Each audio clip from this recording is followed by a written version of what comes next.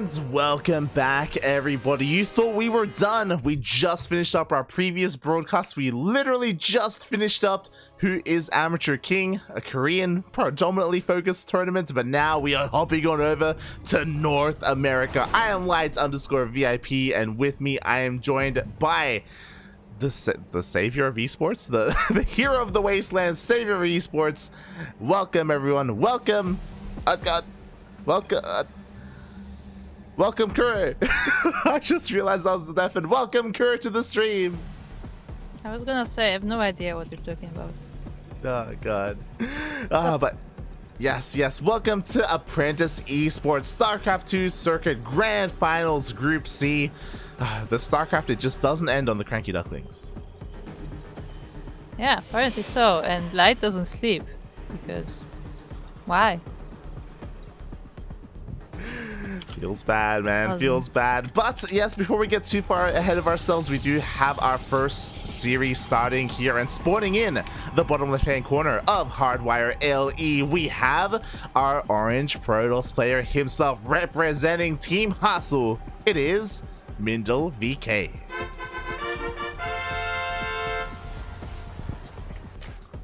And on the top right corner... in the top right corner of the map, we have the blue Zerg player representing Psystorm Gaming. It is Bioice. Sorry guys, my voice is not warmed up right now. Oh god. Yeah, it's okay. We have to deal with it. We have plenty of games for you to be warmed up, so do not worry, and oh boy, yes, we just finished up a GSL group previously. I was here casting alongside Asher Bro, and thankfully it looks like our players are going to give us a little bit of time here. But now we are starting another GSL group. Earlier last week we casted Group B, I believe, of Apprentice Esports, the Grand Finals, and now we're here with Group C. Indeed we are, and if you recall, last time we had... oh yeah, that was the group with Nicorakt. The great story of Nicorakt, where, like, you know, I didn't expect him to get there, but then he stepped it up and he made it on the second place. Yes, if you remember from our last edition of this cast, Nicorakt came out here with Mass Cyclone in TVP. It was crazy. It was absolutely insane, and he made it work against multiple Protoss players. He made it work against was it Papi or was it Rodzin? It was one of those. No, sorry, it was Jomek. It was Jomek and Art. And Nicorakt kind of had his way with them in Mass. It was crazy. Mass Cyclone in TVP. Almost. It was the first time I saw it. It is coming back to me now. Yeah, it was Mass Cyclones, and you were like, "Really? He's going Cyclones?" I'm like, "Yeah, he's going Cyclones. What are you gonna do about it?" Yeah, and that's how he won. And the Protoss players couldn't do anything about it. They just died, mate. They just died. Oh, God. But at least here in this group, we do have a little bit more diversity in a way. We do at least have a Zerg player. Finally. Because, yeah, nothing like getting two Zergs to cast TVP. Sure, that goes well. It's gonna be fine. It's gonna be fine, Copium. Good, because we're gonna have a lot more PvPs later on. But yeah, here we have a clash of North America versus Europe here, as MindelVK is looking to pop off, and Bioice is a player who honestly I haven't seen be too active recently. It's great to see him here in the circuits and competing here, but we'll see how he compares against someone of the caliber of MindelVK. Yeah, I feel like Bio is a bit of a player who like comes and goes. Like there are times when I see him like participating a lot, and then he's like gone for a little while, and then like you see him in weeklies again, and like yeah, I feel like he's just, you know, that type of player, I guess. But yeah, we'll see what he can do here, as we see Mindel going for Glaives. Yeah, this kind of fell out of fashion for a while, but oh my god, he is doubling down. This is not your typical Glaive Adept build, not your typical opener, because that is with 4 gates, and here we have 6. Yeah, I was gonna say, like, I don't see Glaive Adepts all that often nowadays, but hey, why not? Like, might as well try this. I mean, Bioice is going for a roach warren, so roaches are decent versus adepts, but are they fast enough to catch up with the adepts? Yeah, like the problem is he does have an overlord here, and because he sees a stalker and he doesn't see a void ray, he knows that, I mean, it's going to be ground toss, right? He knows that he needs roaches to defend. It could be glaive adepts. He just doesn't know how committed this is going to be here, as the gateways are just about to finish up. This isn't just 6, this is actually 8. Oh my god, 8 gate glaive adept. This this is so committed right now. The war prism is across the map. We do have roaches, but again, are there going to be enough units to defend against all these adepts? I mean, right now we have 20 Zerglings, and these Zerglings are the whole army of Bioice, and we see how they're gonna deal with these adepts, as they didn't get any damage yet, and now the queens realize there's a war priest here. Yeah, exactly. Oh, a little bit of a rough supply block here by MindelVK. He needs more pylons. There we go. Throws down another pylon as well. And the power of 8 glaive adept is that you eventually will have enough adepts to kill all these queens and to contend against small amount of roaches. Like, you'll just have an overwhelming force. As we see, 2 queens already going down. Yeah, like this is still quite early in the game, and there's no energy on the queens for the transfuses. These links do catch the adepts though, and most of them are gonna fall down. Oh, all of them actually. Oh my god. What happened? A questionable commitment to the shade. When you go like this, you cannot afford to get surrounded. GG gets called, and just like that, Bioice takes the first game. What happened? It was going so well until it wasn't. I mean, we did have a pause in that game. Mindel was saying that he was getting some lag spikes, so maybe that's related. Again, very questionable shade, and you cannot afford to have a shade like that happen where you just get surrounded. You lose like what, 10, 12 adepts, and like it's so difficult to recover from that. It's so difficult, especially if you're supply blocked, like especially if you're slowed down already because of a little bit of miscontrol there. Yeah, definitely. I guess if he does have like an unstable connection currently, like that could definitely affect things, because sometimes you want to cancel that shade like last minute. You want to see how much you can find out, like how much you can scout, and things like that happen. And as you can see, they can just turn the game like on its head. Yeah. Again, when you're going for a 2-base all-in like that, your execution has to be crisp. It has to be on point. You cannot afford to make little mistakes like this, and MindelVK did find out the hard way. Again, this isn't something that we should really expect. I imagine, maybe he's still warming up, shaking that rust off. I doubt game 2 is gonna go that way. Like, I'm sure he's gonna have a much tighter performance. Well, hopefully. We're gonna find out soon, as soon as we find out what the next map is. Yeah, we were talking a little bit about Bioice and his kind of return to the game. I was going to talk about how it makes sense because DreamHack is this week. The qualifiers are this week, so basically everyone is in their peak form right now. They have to be in their peak form because DreamHack is days away. Yeah, exactly, and everybody is getting ready for the DreamHack. Like, yeah, those like regional events for DreamHack are actually very important for each of the regional scenes, and a lot of players are trying their best to compete in them. Yeah, they really are.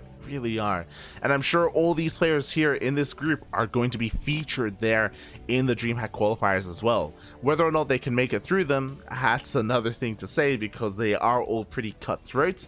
I wish the best to all of these players in their performance there in the DreamHack qualifiers. We didn't really get to talk too much about it, but this is the grand finals of the Apprentice Esports circuit. What this means is that we have gathered all of the highest performing players throughout the entire year in an Apprentice proper, the seasons and the open cups as well, and that's where MindelVK came from. Like, he's been a very active player in those weekly tournaments. I don't think it has been a year, right? This season does not last a year. Throughout the entire year, throughout all of 2022, yeah. It makes sense. True. Yeah, I guess. What do you want about? Makes sense. If you look at it that way, then yeah, okay. Yeah, and I was just checking in. Yeah, MindelVK, he is here due to his Apprentice Cup standings. It just goes to show how active he has been in all these online tournaments and all these weekly events, and he earned his spot here. Yeah, we're gonna find out. I mean, look, we had the surprise rise of Nicorakt, like in the previous group. Like maybe Mindel is gonna be the one here. Who knows? Oh yeah. Maybe. Hopefully everything is okay. It seems as if Mindel is gonna be restarting his router just to fix up any kind of ping issues that are going on. So hopefully he's able to fix that. I would hate to see a forfeit so early on. Again, I doubt we're going to see a forfeit. He's working on fixing everything. Oh, I see him. I think he's back. Okay. Fingers crossed. But yeah, now that we have a little bit of time and we were able to speak a little bit about the tournament itself, we can also have a look at the group as we are in our first series. Again, this is a GSL format group, or what used to be GSL. Feels bad, man. We have Bioice, MindelVK, and we also have Bistork and PattyMac. I'm sorry. I'm sorry. I'm slightly distracted because my Discord just bugged out. Discord shakes fist. Okay. But yeah, we do have PattyMac, and I'm actually surprised to see Bistork here. I didn't know he would be participating in Apprentice. Yeah, I wasn't aware that he was also playing in a lot of Apprentice Cups. I didn't know. It's very cool to see. Yeah, he's a little bit of the odd one out because he's the only one from kind of the Southeast Asian region in the entire tournament, so he's a bit of a wild card. I don't know how well he's going to do, especially because it's very, very late in Hong Kong. It's very late. So I wish him the best, but I do think that, again, he's maybe a small fish in a big pond here. Like, I just want to point out, I don't see him in the game though. Do you think he's like asleep and he's gonna like wake up right before his match? Bistork is online. I can see him online. It's okay. Okay. It's all good. But yeah, a bit of a wild card. And of course, there's our boy PattyMac as well. Ex-CranKy Duckling, no longer a part of the Ducklings. But still a very active player, still a very strong up-and-coming North American player, and still a player that we're going to be supporting as well on his road here in this tournament. Ooh, as MindelVK is back. Yeah, and we are loading into our next map, which will be 2000 Atmospheres, LE. Oh. What does LE stand for? Lightning Engagement. That's what it was last game, yeah. It was pretty fast. There you go. Anyway, we are here just loaded into the map as we are looking at the top right corner of it. Look at the orange Protoss player representing Hasu, or Hasu players. It is MindelVK. And spawning in the bottom left-hand corner of 2000 Atmospheres LE, we have the Canadian Zerg player himself representing Storm Gaming. It is Bioice.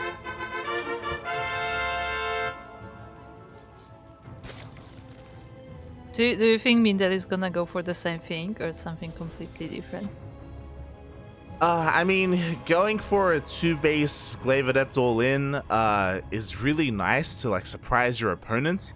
But I hope we don't see it on a map like 2K Atmospheres, especially 2 games in a row.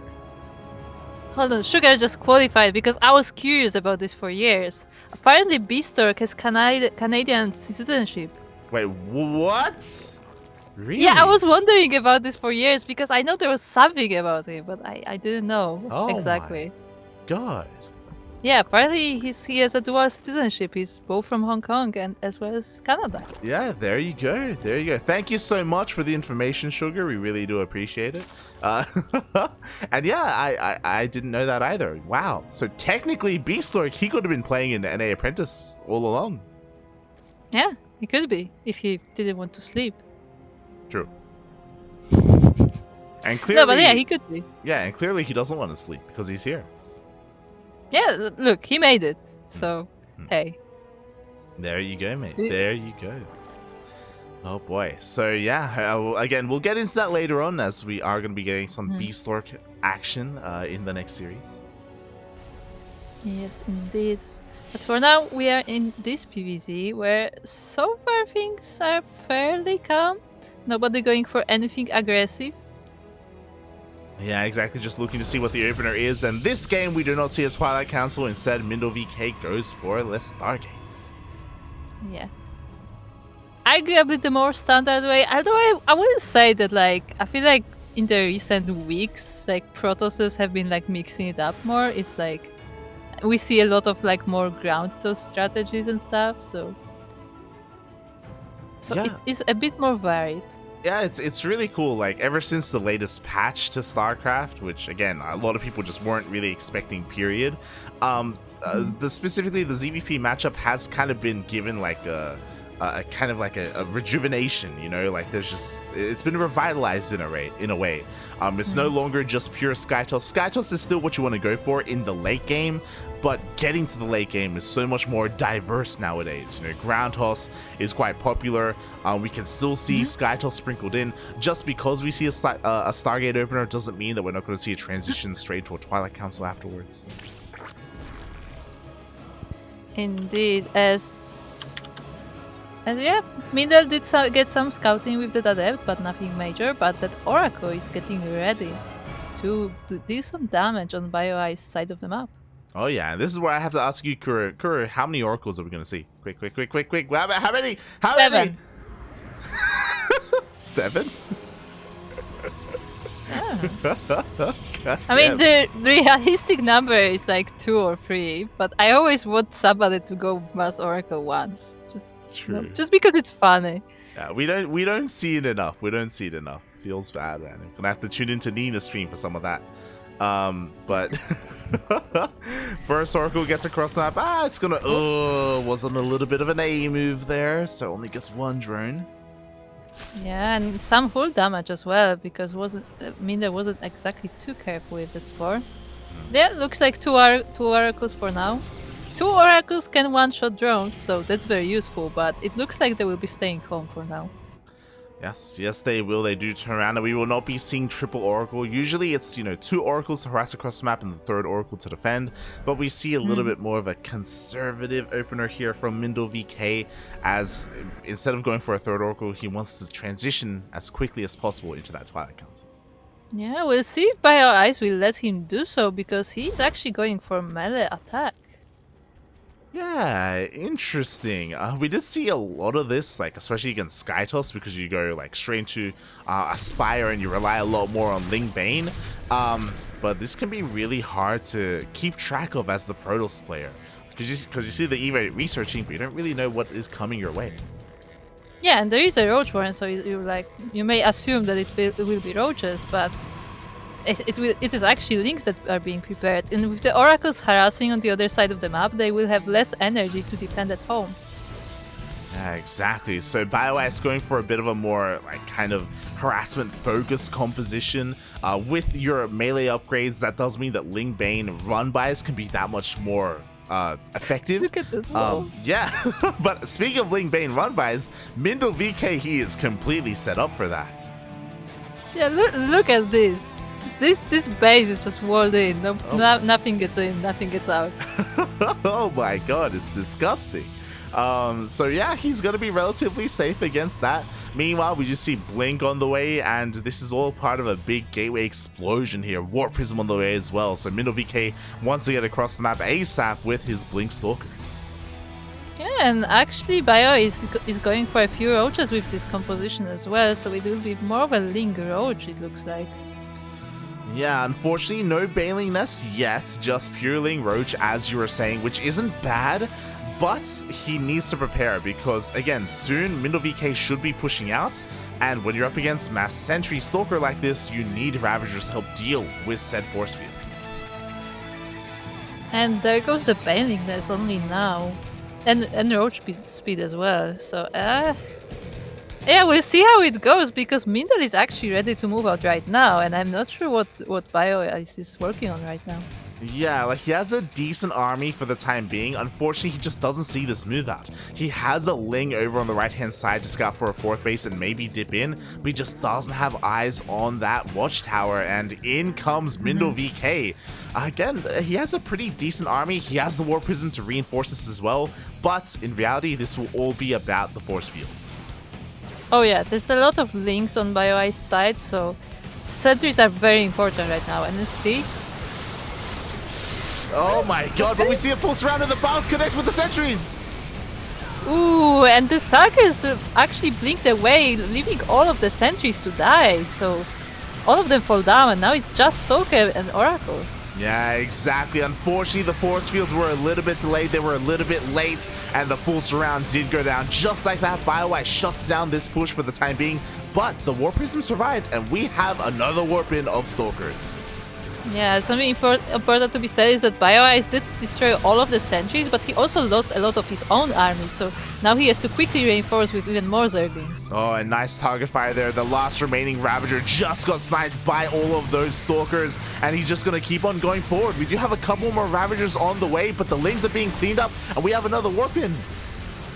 Yeah, I feel like all this gateway explosion is paying off right now, where like Mindel just keeps warping in more and more units, and Bioice just can't reinforce fast enough. Yeah, like Bioice had a great start to the engagement, but after that, pushing off of creep just really wasn't the best idea. He lost a little bit too much. The Ravagers once again are exposed. They're going down. Not just the Ravagers, but also that Roach Warren. It doesn't look like Mindel wants to focus it, and he's actually fighting on 2 fronts right now. Yeah, and honestly, he's winning on 2 fronts. There's just too many Blink Stalkers here. +1 is too good. The Roaches were just not quite enough here. The natural base, everything here is falling. GG gets called, and MindelVK ties up the series. Indeed. Okay, so doesn't go down without a fight. Very nicely done. Yeah, that was a very nicely executed +1 timing there with his Blink Stalkers. Honestly, this build specifically, or this attack specifically, has been really popular. How you get here has been a little bit different. Some people get here after Glaive Adepts, some people get here after Stargate openers, but this can hit very hard, especially if the Zerg player doesn't see it coming. I mean, we saw it. We saw that, like, the initial like wave, to call it that way, like went decent for Bioice. Like he sniped all these sentries and everything, but like he used up all of his forces for it, and there was nothing more. It's just there was no reinforcements for Zerg coming. Yeah, I'm just catching up on the stream because it literally just happened. Bioice did just overextend. Like after he got the surround and after he killed all the sentries, he needed to back off and regroup. But I think he just got really excited, and I don't blame him. Like, I think he's like, yo, let's go. But he just overextended. He was off of creep. A couple of stasis traps went off, and they got a lot of the Lings as well. And he was just bleeding out Ravagers, and that was just a little bit too expensive. Again, Bioice, he almost held, but just a little bit too overeager. Yeah, that's what it feels like. But we will find out what is the final score of the series on Glittering Ashes LE. Oh, here we go. As a reminder, this series is a best of 3, so regardless of how this goes, this will be the final game of this series. Indeed, and we are here looking at the Orange Protoss. Very, very thematic for the map. It is the Orange Protoss representing Hasu players. It is MindelVK. And spawning in the top right hand corner of Glittering Ashes LE, we have the Canadian Zerg player himself representing Storm Gaming. It is Bioice.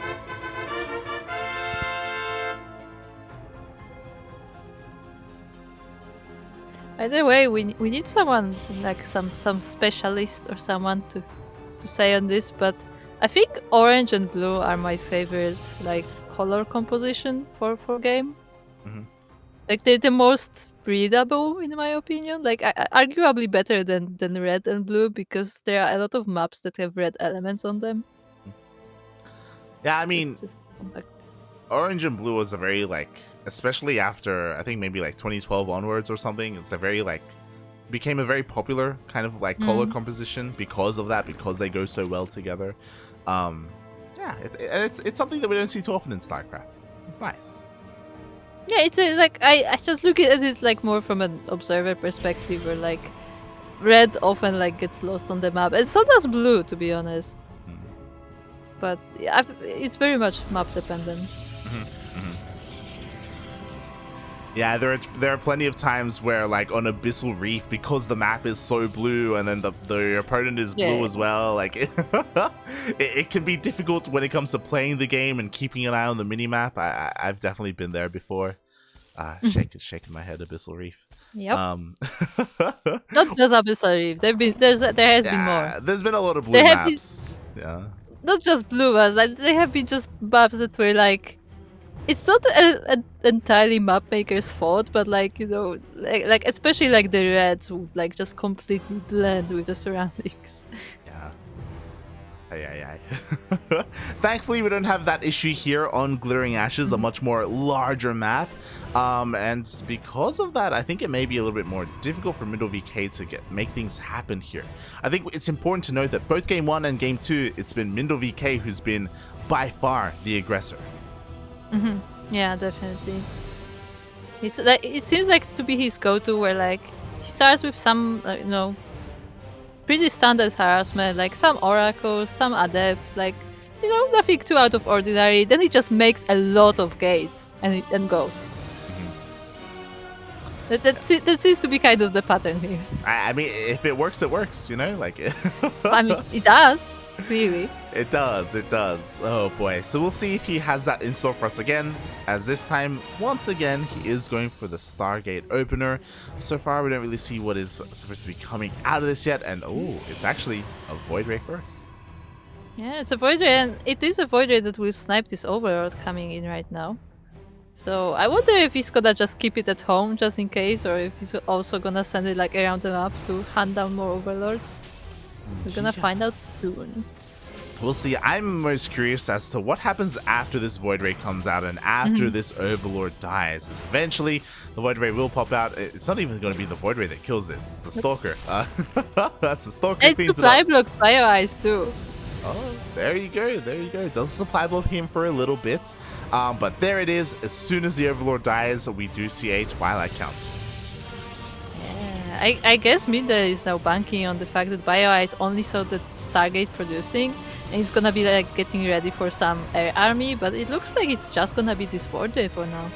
Yeah, I mean, that's the difficult thing about this opener, is that Bioice knows the potential of Ground Toss, and he's going to be trying his best to scout, and that is why this Void Ray is just hunting down Overlords. It's making sure he's trying to make Bioice's life as difficult as possible to scout. And look what we have on the production tab once again. Oh god. Yes, not again, Papi, not again. Hey, maybe this time it works. Like last time it was more of a micro mistake than the, like, you know, build mistake, I would say. So hey, maybe this time. Well, I mean, as a reminder, this is a very different kind of build here, because this isn't a 2-base all-in. There is a 3rd base behind this. Obviously, this is going to be delayed as well because it was a Stargate first, not a Twilight Council first. So yeah, there's going to be a little bit of a different dynamic here, as 2, 4, 6, 8 gates are finishing up in total. Still a lot of gates, and still a War Prism as well. So it's not as all-in as it once was, but it's still very committed, especially because MindelVK has stopped probing. Like, this 3rd is a fake. Oh, yeah. Never mind. Actually, no. Yeah, but still, he says like 10 gates now? Yeah, we're going into 10, I think. Yeah, there's a lot of gates. There is a lot of gates. Oh god. So far, 8 in total. He is making a wave of probes though, so again, not as all in. As he is still continuing to probe up, but yeah, there's still like a lot resting on the shoulders of this push. Yeah, in the meantime, Bioice seems to be going for a similar build as Game 2 with that melee attack and Link Roach once again. Yeah, unfortunately, he's in the dark. He still hasn't seen anything. He's finally going to get a glimpse of this once the adepts reveal themselves. Thankfully, because Bioice has been quite solid, he does have units to respond here. He has to be careful not to lose too many drones. Oh my god. Oh, he actually shades right into the surround of Bioice. Oh, I'm not sure about this, Mindel. Yeah, once again, all these adepts are going to be cleaned up here, and this is a problem because, again, the power of 8-gate glaive adepts is like you slowly overwhelm the opponent, and just like that, MindelVK has to back off. But again, thankfully, it wasn't 2-base all in this time. He can fall back, he can transition. Yeah, exactly. Like this attack did not do the damage that Mindel was hoping for. At the very least, he has some fallback plan, I guess. Yeah. But all that thought, there is an army coming to his base, and he barely has anything there. This is the problem, right? Like, this is the problem if you lose all your adepts like this, because they're all going down, and now there is nothing stopping from Bioice from counterattacking, and there's not much at home to defend. We do have a couple of shield batteries, we do have a void ray, which is important, and Bioice doesn't have any ravagers with this. Yeah, exactly. There are only 3 sentries, but that's enough for now. Oh, actually, there are a few more. And the adepts actually get damage in the main base. That's very nice. Yeah, exactly. I feel like Bioice maybe wasn't respecting what MindelVK had, and because of that, he's losing far too many drones. This is far too much damage. 18 drones went down, an entire mineral line has gone down. Yeah, it looks like Bioice thought this was like a ground attack, and like, you know, once he caught the adepts, he thought that was the end of it. But this warp is still alive and still warping in more. Yeah, exactly. And now Bioice, he's lost so many workers. He's still barely ahead in that worker count, which is never a good thing in ZVP. MindelVK is getting away with this transition, despite, honestly, blundering the first adept push. He has more than made up for it. Yeah, now Bioice is a bit more vigilant about these attacks, but yeah, he did lose a lot of workers there. And Swarp is still alive, there's nothing that can shoot it, he only has spores and queens. Yeah, this is going to be so annoying, keeping Bioice busy here at home. Meanwhile, MindelVK, Blink has finished up for him, so he's transitioning into Blink Stalkers again. Unfortunately, the Forge and +1 are a little bit late. We do have a chrono on this, and oh my god. We see 6 pylons being thrown down. MindelVK is ready to go. I don't think he necessarily intends to expand and take a 4th base. Yeah, I wouldn't think so, but I mean, we will see. We will find out soon. But for now, he's busy preparing his army for the next attack, as the adepts are still in the base of Bioice, still trying to find more damage. Yeah. Just being as annoying as possible. Bioice, he's droned up to an acceptable amount, 70 drones in total. Baneling's speed on the way, so once again, he's going to be going Ling, Bane, Roach, Ravager. And I really appreciate this from MindelVK. I was worried he was going to go for another big push, but he's kind of teching up as well. Robotics Bay on the way, and a second robo to get into those disruptors. Yeah, indeed. We have Charge on the way as well. So charges are always great, like they deal pretty decently with Zealots, not so much with Banelings, but still. And he is actually taking that forward, it looks like. Yeah, again, the reason for that is that we saw the tech transition, so he is thinking ahead, he isn't just, thinking short term, so it's great to see that MindelVK, we're seeing a longer game from him. Something that we haven't seen yet today, right? He's just been hyper aggressive every single one of his games, but now he's slowing down a little bit. Yeah, indeed. And he's still harassing Bioice in his main base. Oh my god. Oh god, we see another Warpin as well. It looks like he will not get the Queen. Barely the Queen managed to survive at the same time. Oh my god, a massive Baneling run by 20 probes just went down. I was gonna say, I thought it was just Zerglings, but it turns out it was a Ling run by that took down the whole mineral line, and there's another attack coming now from the east. Yeah, exactly. Bioice, he is maxed out. He is ready to go. Meanwhile, no, puppy, no, not like this. The first 2 disruptors go down immediately. We aren't going to be seeing any disruptors in this engagement. We do have a decent amount of force fields, but there are plenty of bios to clean that up. Yeah, and this army is actually fighting pretty decently, but it is getting surrounded, so... I honestly don't... Oh, with the reinforcement from Mindel, I think he actually holds this. Oh my god, the surround is honestly pretty insane here, and just like that, MindelVK will be holding on. Oh, the Biles do snipe that Void Ray, and a couple of Lings do slip into the natural base. But all said and done, MindelVK is still in a rough place because he did lose those 20 probes there at that third. Yeah, that was kind of unexpected, but it did put him quite a bit behind. Yeah, but we see another link Yeah, run there's by more is link being set coming. up as well. Unfortunately, that wall that we saw in game 2 isn't here. There is no wall, period, as all those things may just be morphed into banelings. And MindelVK, he's just pushing out with everything he has across the map. And the army supplies are honestly a little bit pretty similar. And he has so many sentries in this army though, so it's mostly for force fields, I guess, and the guardian shield. Oh. Oh my god, here we go. The armies are engaging at the same time. Banelings are rolling on in. Once again, he will find these connections in that mineral line. 15 more probes go down, but MindelVK, he doesn't give a damn. He wants to fight the army. Oh my god. I mean, and fight the army he does. Like, a lot of the Ravagers are falling down, and Protoss army is quite damaged by now, but it's still standing yet. But he keeps sitting in all the piles. The Ravager piles just continue to pepper away at the army. It's just a little bit too much. MindelVK will not break through the defenses of Bioice, and just like that, Bioice, he defends and he attacks.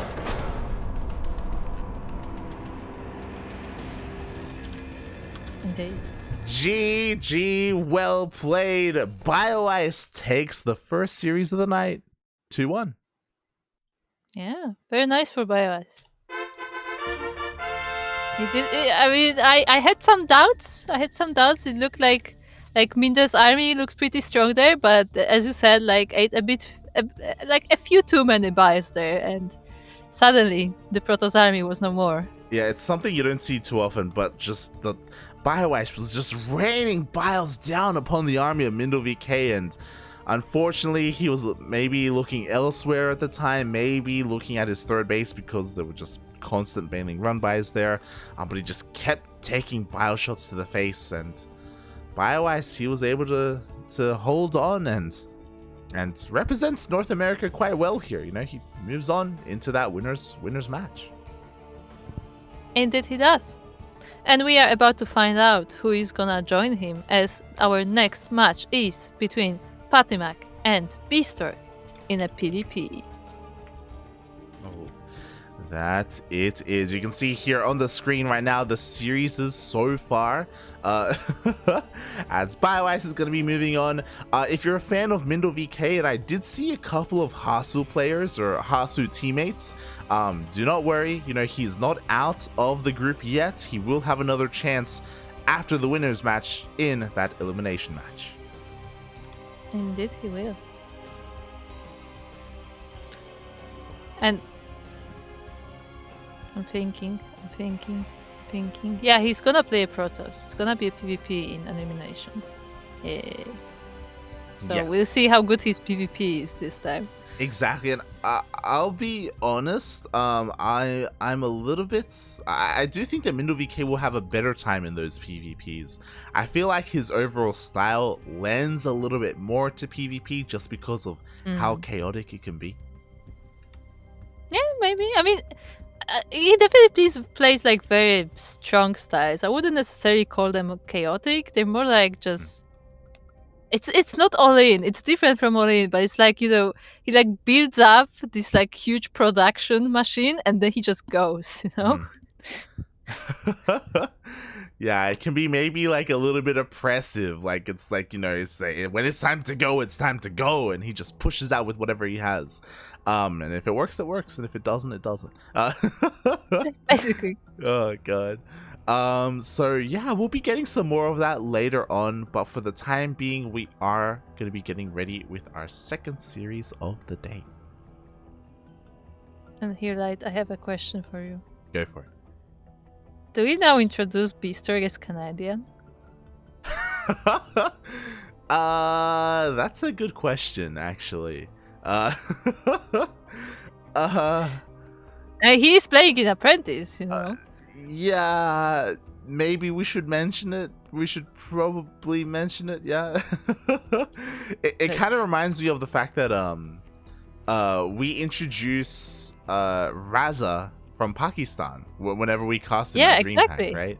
Exactly, that's what I mean. Yeah. So I think it would make sense if we introduced him as a Canadian. I think, yeah. Yeah, I mean, look, Apparently, Azure is Scottish, from what I heard. There you go.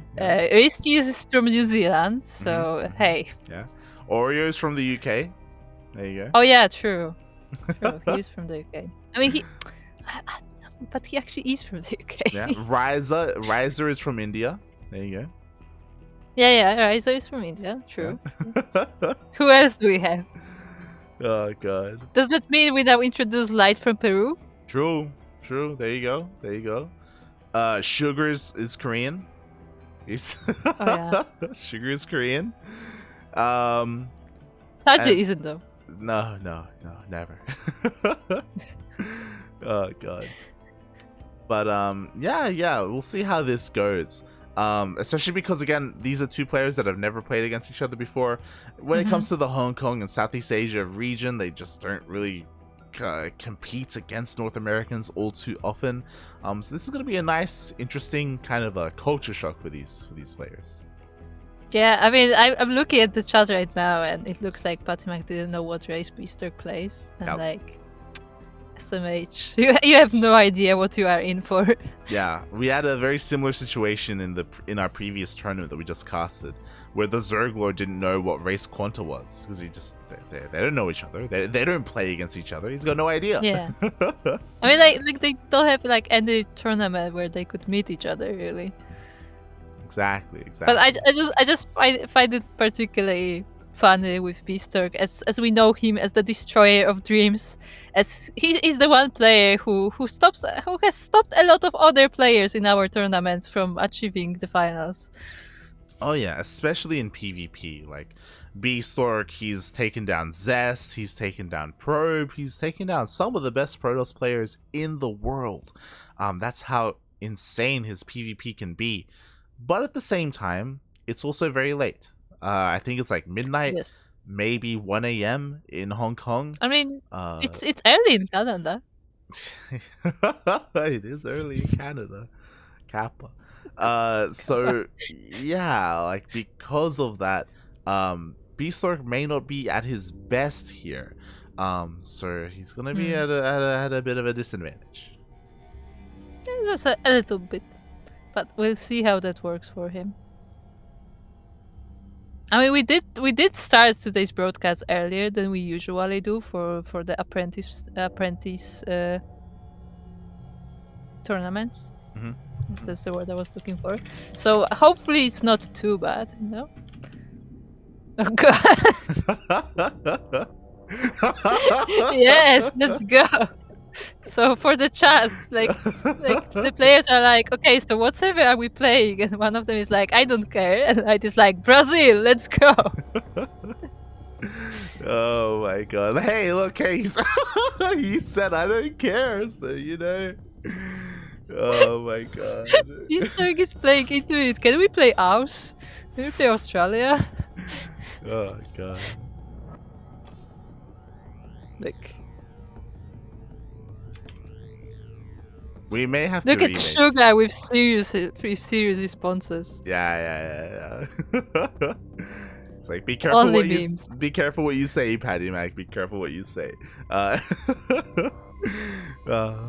As we are getting ready for our second series, the players just finished up their vetoes, and now we are going to hop on in.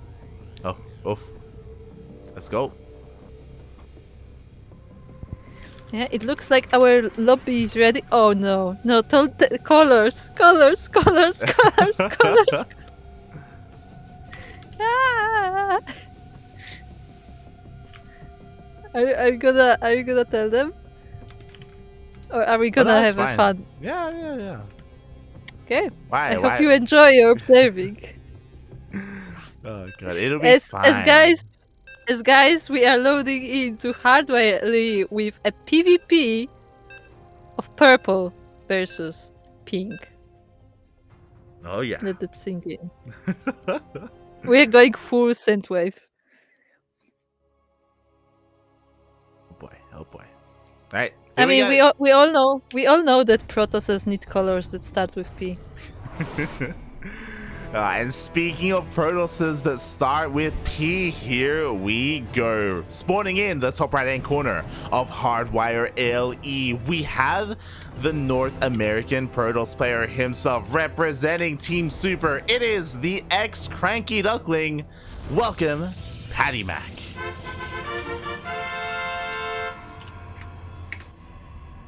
And on the other side of the map, we have the pink Protoss player representing Hong Kong and Juggernauts. Also Canadian, apparently. It is Bistork.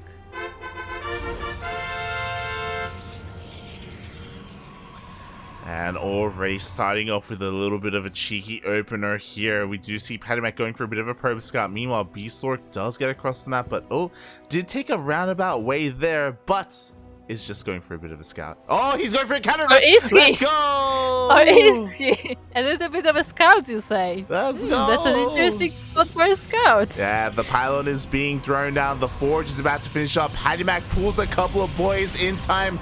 Does deny one of these pylons. Yeah, this was a weird one. Like the probe kind of like slid away from those two pylons, but yeah, it doesn't look like that position will work. But he does have a pylon on the high ground now. Yeah, the cannons are being. Oh no! The probe gets surrounded. Not like this. The probe goes down. We do have a second probe, but it also gets surrounded just like that. Everything gets shut down. Bistork will not be able to get any kind of cannon rush up. Yeah, it's really well done by PattyMac. He did snipe both of the probes and block the locations, so Bistork couldn't complete the cannon rush. Really nicely done. Exactly. In the end, it was just a scout. Yeah, it was just a scout.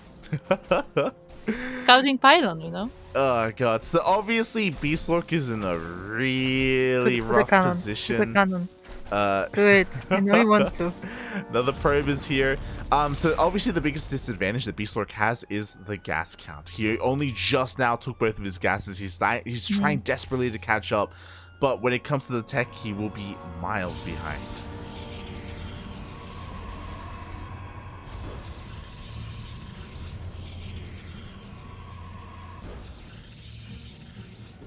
Oh boy, as a Cybercore only just now gets thrown down here for Bistork. No, he's even supply blocked.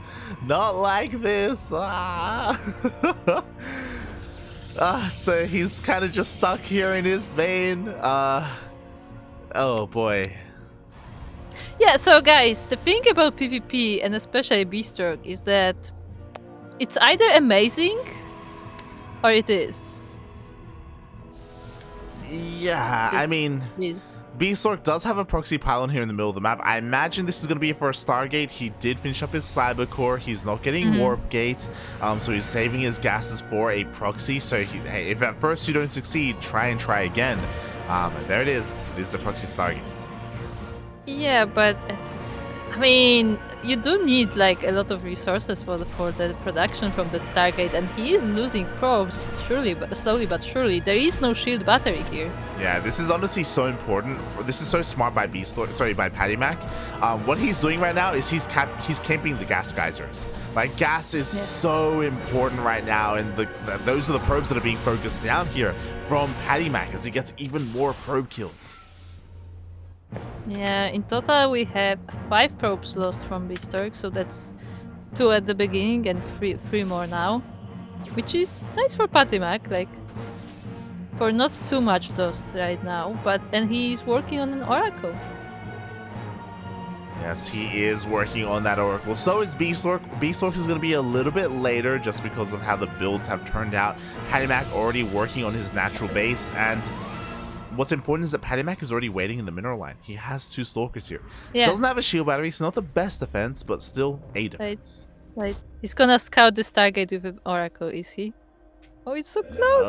Look, oh no, he doesn't see.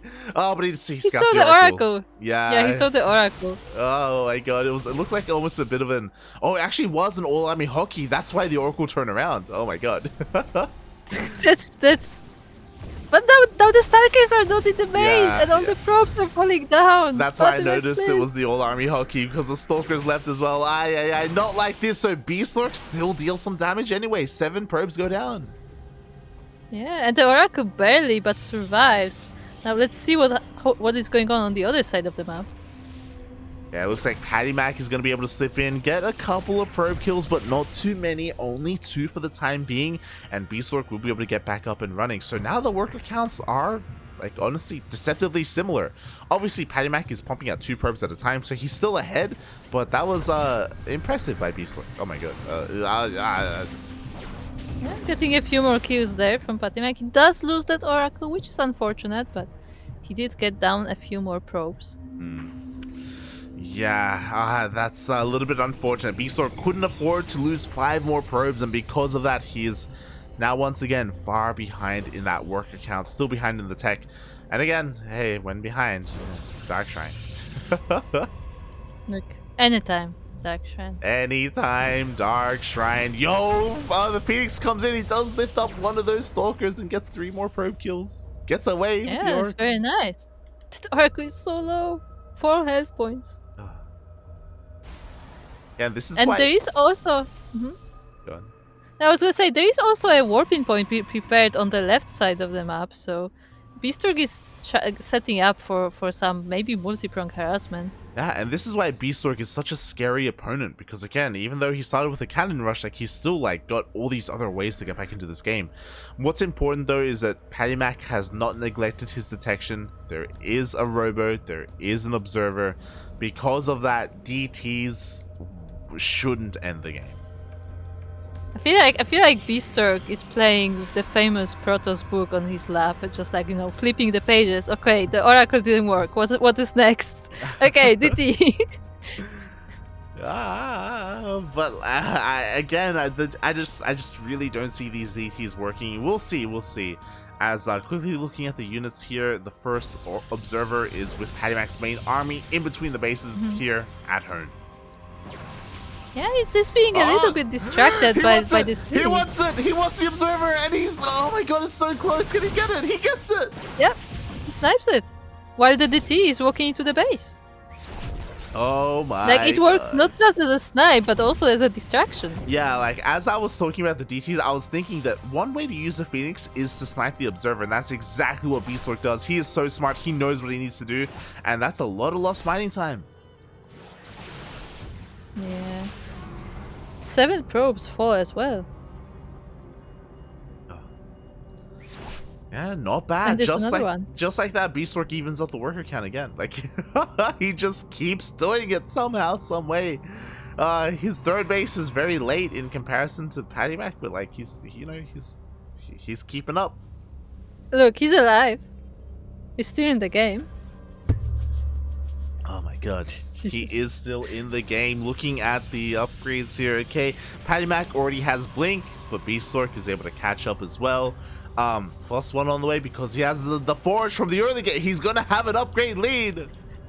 There you go, the Forge. This is what the Forge was really like. Remember, like the first probe was a scout, right? And the Forge was for upgrades. Yes. There was no cannon rush. Exactly. There was no cannon rush. Is a lie.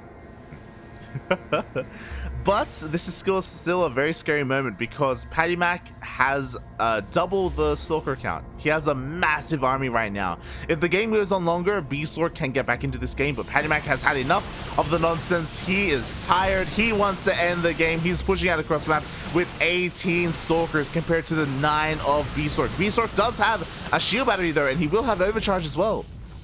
Yeah, the Nexus just finished, so the overcharge will be available there. And PattyMac has to be careful about how he approaches this and actually decides to move back. Yeah, he gets an Archon, so nice value with his push, but he cannot break the defenses of Bistork. Bistork, for the time being, holds strong. He's working on his first wave of Immortals. +1 is on the way as well. PattyMac pivots away from this though, and instead of starting Immortal production, he goes for Charge. So does Bistork, so it looks like they're gonna meet each other there. By the way, I find it so funny that PattyMac keeps passing that Stargate in the middle of the map, but just never finds it. Oh yeah, feels bad, man, feels bad. Oh god. Another attempt by PattyMac, but Bistork is ready to defend. Oh, he may get sandwiched though. Oh God, yeah, Bistork actually caught one of those stalkers. At the same time, PattyMac finally does catch this proxy here on the left-hand side of the map. Bistork has to be careful. He's kind of splitting up his own army here. It looks like he wants to maybe push out, but I feel like now is maybe not the best time. To be fair, he does have that upgrade advantage. He has +1. He does, but he has to be careful about how he rallies his army, because these stalkers are already getting damage and they're not even, like, the whole army isn't even here. Yeah, this is not a fight you want to take, Bistork. Ay, loses another stalker a little bit needlessly. He's forced back. He wants to.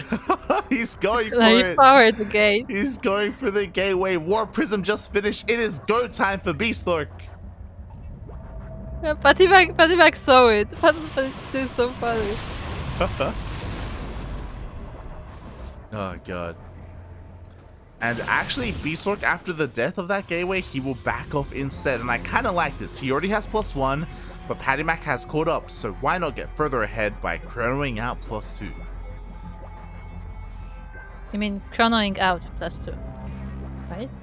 Yeah. Chronoing out. Chrono? Oh, ah! Oh, the warp is actually goes down just like that. Not like this, Bistork. You can't afford these losses. He still does have an Immortal as a centerpiece of this army, but he's falling further and further behind. Like, the army supply, the army lead that PattyMac has is slowly getting just out of control. I like calling it is a centerpiece. It's literally in the center, trying to get through all these stalkers, as we have a little bit of a fight on the ramp, but I'm not sure this is the best position. I mean, the problem is that back at home, we have Zealots, we have Archons, we have Charge. Like, PattyMac, if there was ever a fight here at home, PattyMac would win pretty decisively, to be honest. Bistork has to think of another way. I would have loved to have seen a Robotics Bay instead, you know, to get into Disruptors, but alas, it is not what we're seeing. Ooh, we may get caught in the middle of the map. Oh god, exactly. PattyMac's coming in from behind, and now there is no way out other than a recall. It's either you recall or Bistork has to commit. It looks like he will commit. That the Immortal is still alive, but the Stalkers are starting to fall down, and now they are surrounded. Yeah, exactly. The Immortals go down. The Zealots and the Archons reign supreme. Bistork barely has anything left. He just threw away his army, threw away any kind of potential lead that he could have gone for. Right, remember that war piece that he lost, and then we made another one? Hmm? The second one flew into the army as well. There you go. Yeah. Just like his own army, PattyMac just has too much here, working on his own War Prism as well, as it's here back at home, but he's also making another one for some reason, shaking my head. Yeah.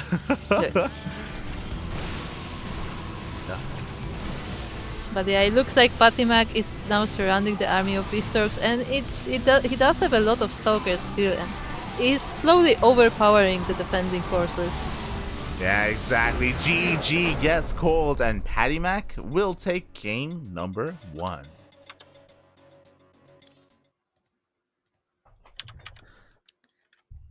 Indeed. GG, well played. It wasn't the easiest game. Again, it was very... There was a lot going on.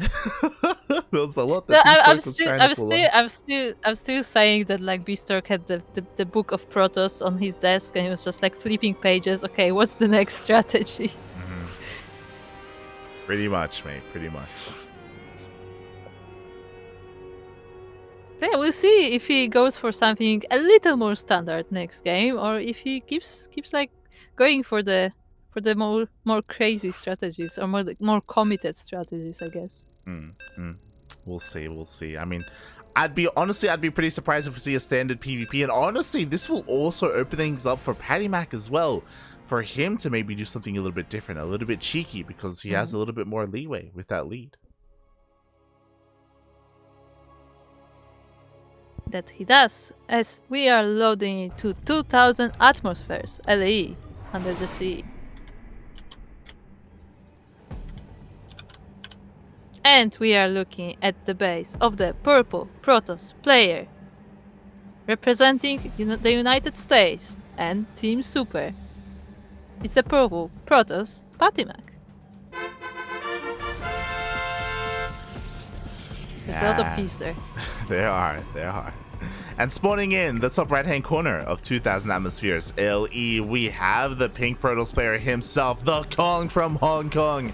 And apparently also hailing from the land of Canada. He has that citizenship, and he is flaunting it proudly here in the Apprentice circuit, representing the Juggernauts. It is Bistork.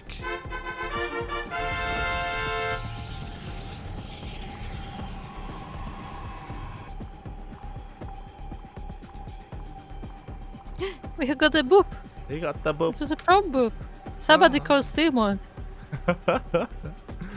The pink and purple Protoss players meeting in the middle of the map, just exchanging pleasantries as we get into the game.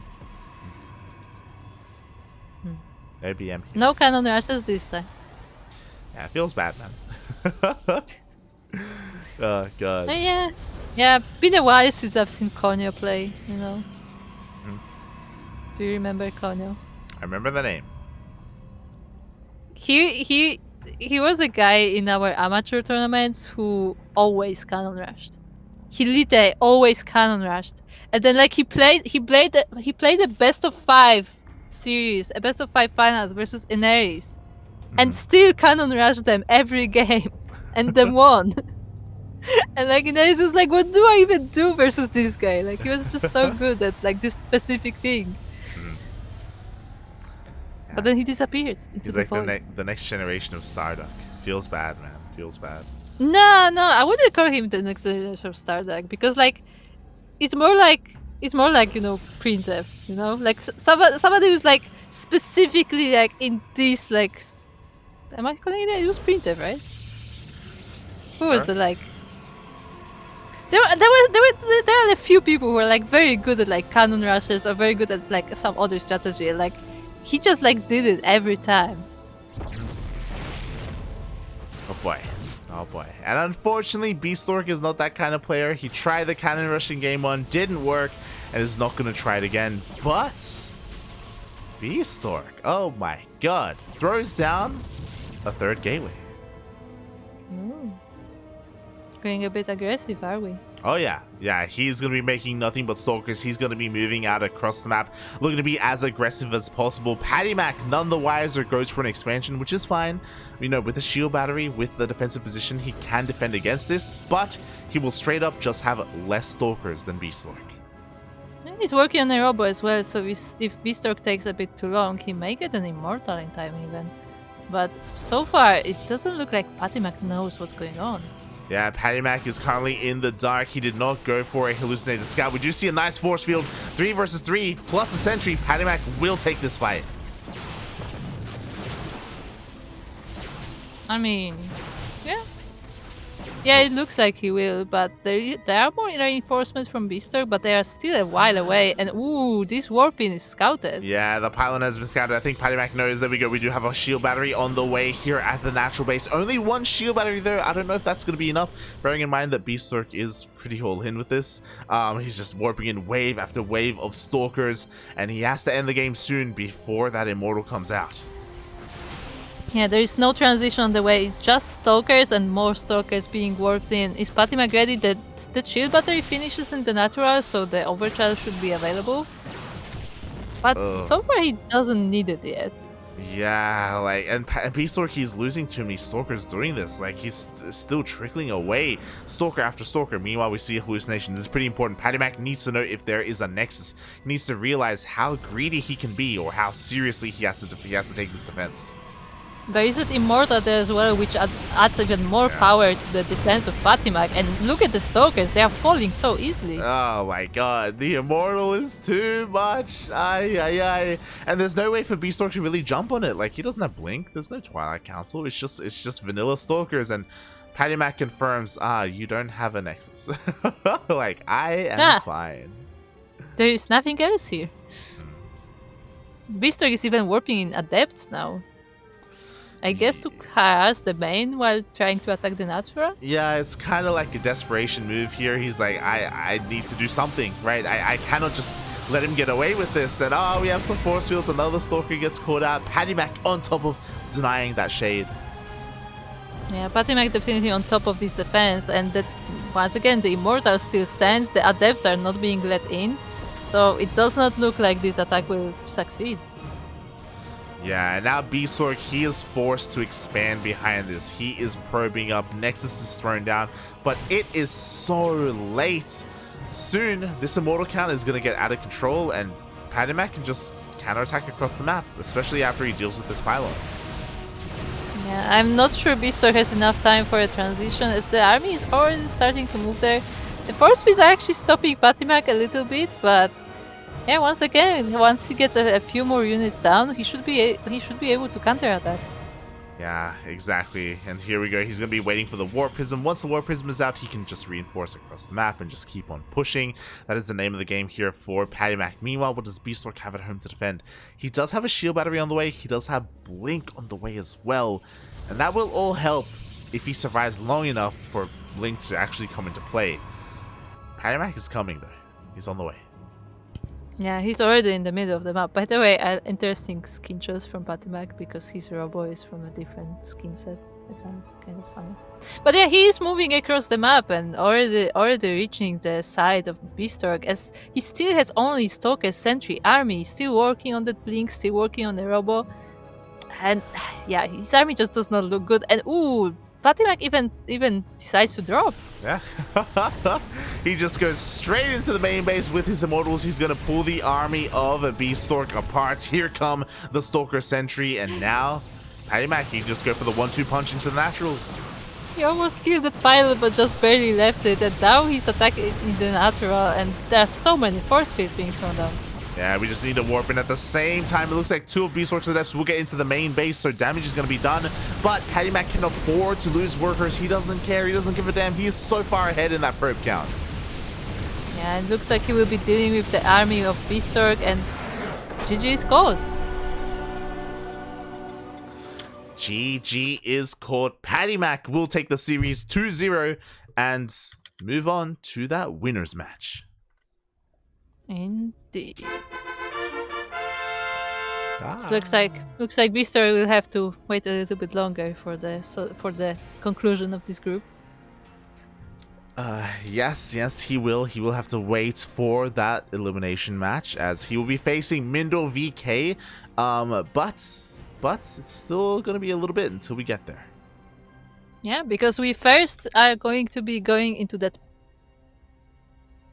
I just realized that my grammar failed me.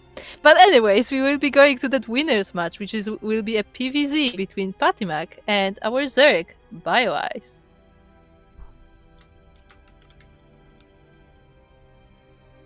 Yes, it is. So we're done with the PvPs. We're done with it. We're gonna be moving on. We're done for a while, because we will be going back to those. We will. We'll get there at some point. But yeah, honestly, I'm really looking forward to this, because this is kind of a more classic North American matchup. PattyMac, one of the best players in America, the United States, I should say, and Bioice, one of the best players from Canada. Yeah. We'll find out how they match up, both from the same region and like competing in the same DreamHack region, you know. So I guess it will be a little bit of a preview what we can see in the qualifiers then. Yeah, it's kind of like a battle between the young blood and like the old retiree players, like Bioice, are you calling Bioice old? Bioice has been around for a very long time. He's been around since almost the beginning. No, yeah, he has been, because for some reason I specifically remember his name from like years ago when I was like starting to play, basically, and like starting to like follow tournaments, and I remember like seeing his name on brackets.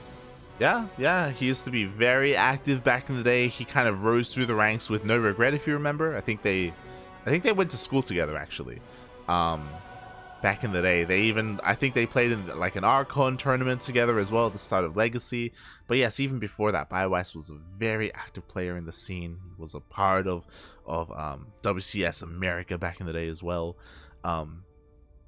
So yeah, there's kind of like a weird contrast between him and PattyMac, who literally started playing like in 2021. Yeah, and it seems like PattyMac is like that I would say weird example where like he actually didn't follow the game at all before that. It sounds like he just kind of started playing it and got good. Yeah. It's like, oh, Oh god. Yeah, yeah. obviously he did compete in a different title before, so like it's not like, you know, he was completely like without any sort of like experience, to put it that way, but still like his rise was like really quick. It was very quick. For those wondering, it was at the start of 2020. 2019, he was competing in Halo Wars, a very different kind of RTS. And then over the course of December and January of 2020, I'm pretty sure PattyMac hit GM. So very quickly, very quickly he hit GM, and he started competing in online tournaments, eventually participating in DreamHack as well. So yeah, PattyMac he had a quick rise, very similar to Trigger, and he's pretty hot right now. Like there's a reason why Team Super wanted him. Just like they wanted Trigger. Just like they wanted Trigger. I mean, to be honest, Team Super is such a big team now. Like they get so many players. Like every day I hear about another player joining Team Super. Yeah. I wonder how many players they have right now. Actually, I'm gonna look it up. I wouldn't be surprised if they have like almost 20 players. They have more than 10, 100%. They have more than 10. 22. I'm gonna say 15. Okay. They have 20. So I was closer. There you go. Oh boy, a lot of players. Do they have a Wikipedia page yet, or? Yeah, they do. Oh, there you go. It so took a while. we have Chance, Candle Tea Cats, whoever that is, never heard that name. Dastan, Dolan, Draconics, X, Facebooka, Farmy, Hydra, Lunacy, Maples, PattyMac, Password, PattyMac, Rebellion, Riser, Ryojin, Tavo, Deserglord, and Trigger. Yep. It's a big roster. That's a big team. So it's a lot of players. A lot of players from North America, Latin America, Korea. It's a very, very strong team, and we'll see what they're able to accomplish. As they've actually been playing in some team leagues. I am now curious who Candle Tea Cats is. That's a name I've never seen. I wouldn't be surprised if he was on LTK or something like that. Still, like I just never seen that name on any bracket, so I'm not very curious. We'll see. But yeah. For the time being, it looks like our players are just conducting their vetoes, and we'll see where we go from here. As a reminder, no best of 5s tonight. Just pure best of 3 after best of 3 after best of 3. Indeed. Oh, and we are gonna have predictions as well. Oh, look at that! You can win some points or grapes. Or lily pads. Got any grapes? No, we have grapes here. Okay. Oh god, as the lobby is being set up, but I have to quickly try and set up those predictions. There it is. So we do have our winners match. The winner of this series will move on to the playoffs, and the loser will be knocked down to that elimination match.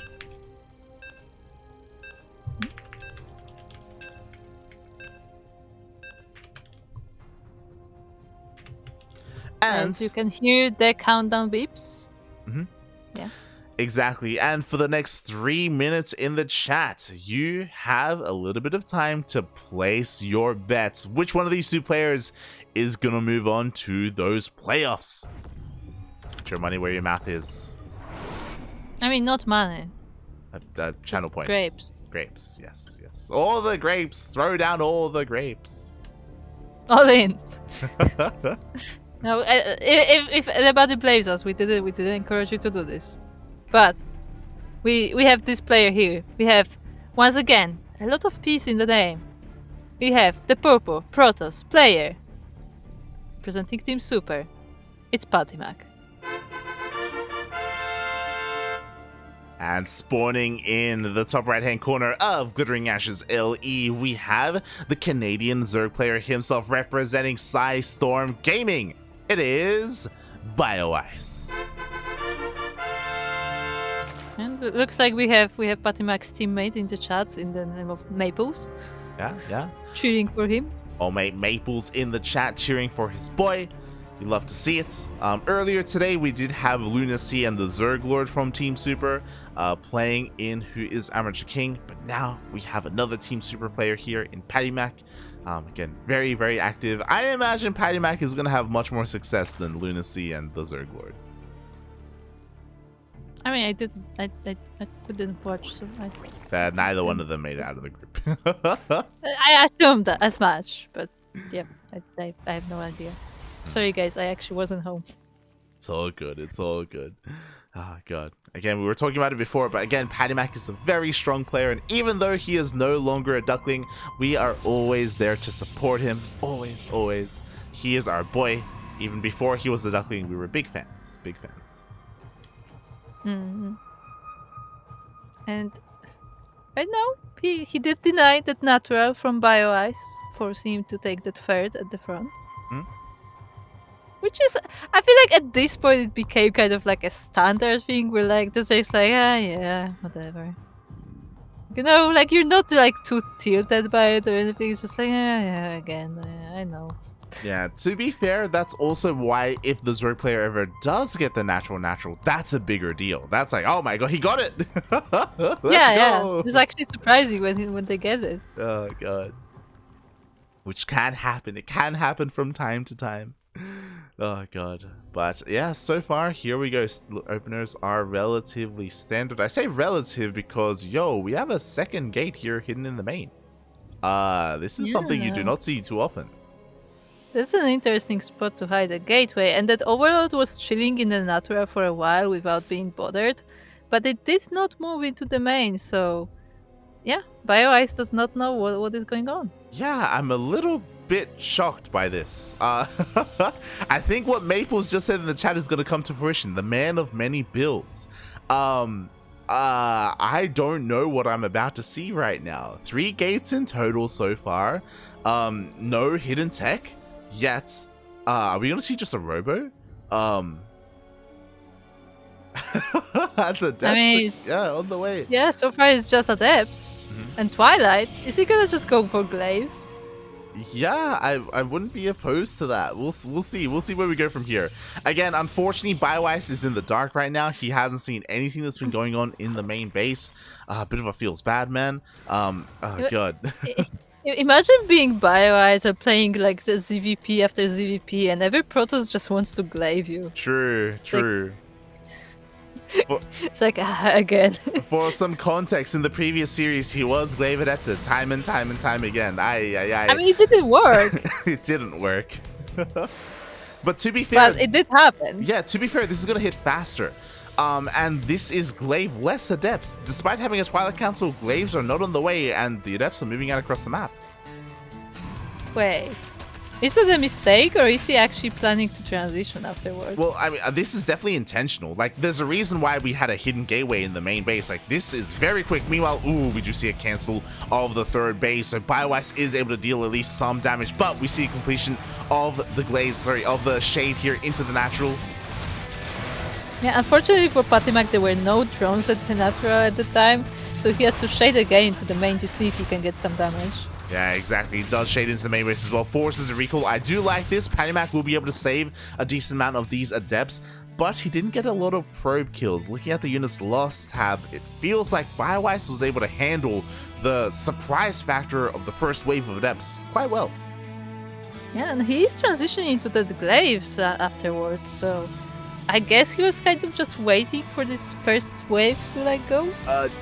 Yeah. This is kind of crazy because he's going into glaives, but he's also going into double. He's just putting everything down. He's going double Stargate and a Dark Shrine. What? It just needs 2 robos just to complement the build. True, we need double robo as well. That. But what the hell is going on? So Glaze is going to finish up in time for this push. Obviously, this is all we have to work with. We do not have a robo. We do not have a war prism to reinforce this army, and we'll see what we can get done. Looking at the units tab, we don't have. We have 21 links. Again, Bioice should be able to keep up with all these adepts. Yeah, he's definitely keeping an eye on them, and he's surrounding them perfectly, so I don't think this attack will do too much yet. Yeah, he'll be able to break through the bounds of all those lanes. He is able to get into that mineral line as well. Voids are being pulled just to keep them in place, and all the adepts are going to get cleaned up, but not before. Oh my god, there were more adepts at the third base. 12 drones go down. Yeah, while Bioice was distracting the main, the third was actually being cleaned of the drones together with the natural. And yeah, like whole mineral line went down while PattyMac is preparing the next step. Yeah, exactly. Now the phase of Glaive Adepts is over. It's all about the Phoenixes. As Phoenixes are on the way here for PattyMac. Glaive Adepts ended. Yeah, and like he's going full Brood War. He's going Phoenixes into DTs. Look, why not? Phoenixes are great for distracting and like, you know, lifting queens and stuff, and then you have DTs to do the job. Yeah, here we go. Quickly looking across the map, like we don't have any spores ready. We have 1 spore in the main, but nothing at the third, nothing at the natural. DTs already reveal themselves. Workers are going down left and right, and in come those Phoenixes as well. Yeah, sniping a few roaches, sniping some overlords. All of the queens are actually at the third, but they do not stop this DT, and it's gonna kill more pro. GG gets called. The aggression is just too much. It was too much for our Zerg player to handle, and PattyMac takes game number 1. Yeah, really nicely done from PattyMac. That was a very interesting build to start the series. Oh my god, that was wild. That was absolutely wild. Bioice, again, he was handling the first wave of adepts quite well, and then the Glaive Adepts got a little bit too much damage, and then he didn't get a follow-up scout. He had no idea what the hell his opponent was doing, and PattyMac got away with so much. Yeah, indeed. I wonder what he's gonna do next. Just don't know. Whatever he wants, mate. Whatever he wants. 5 Stargate. No, or 5 robos. There you go. He's gonna go full Shakti. Gonna go Nanomech. Yes. It's in the chat for Nano. Oh god. It was a good name. I love Sugar in the chat. Purple Protoss player, but isn't Polish. Yes. And before we find out, actually, PattyMac has double citizenship and he's also Polish. There you go. He could be Polish deep down inside. That's why he's purple. It's possible. What? Oh, God.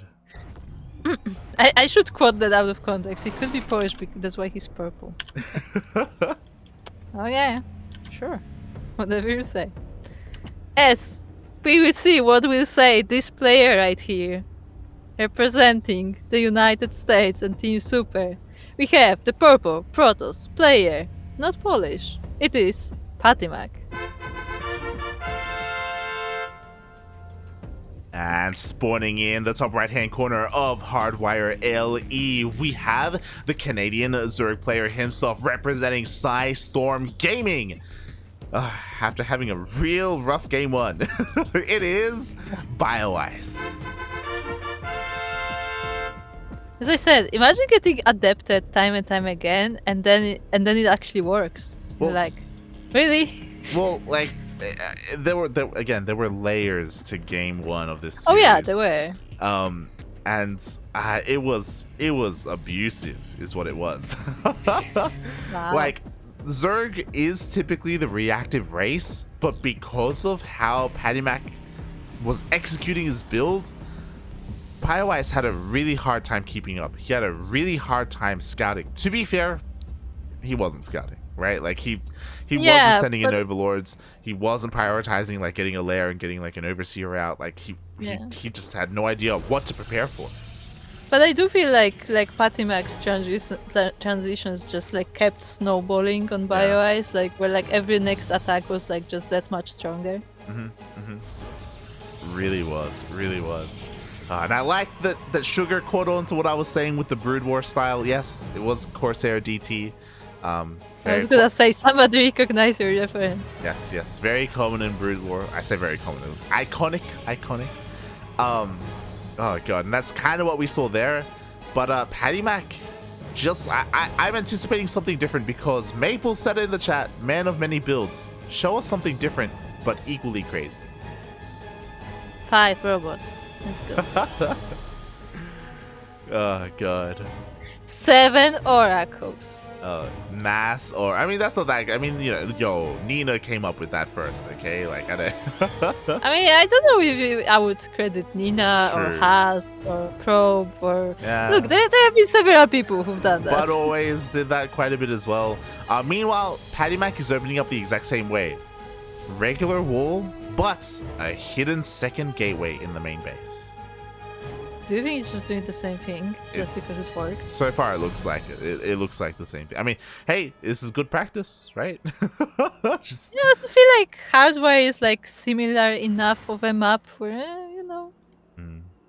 I guess it works. Yeah. I mean, hey, 3 gateways are about to finish up here. We should be seeing some adepts to follow up if this is the same opener, followed by that Twilight Council.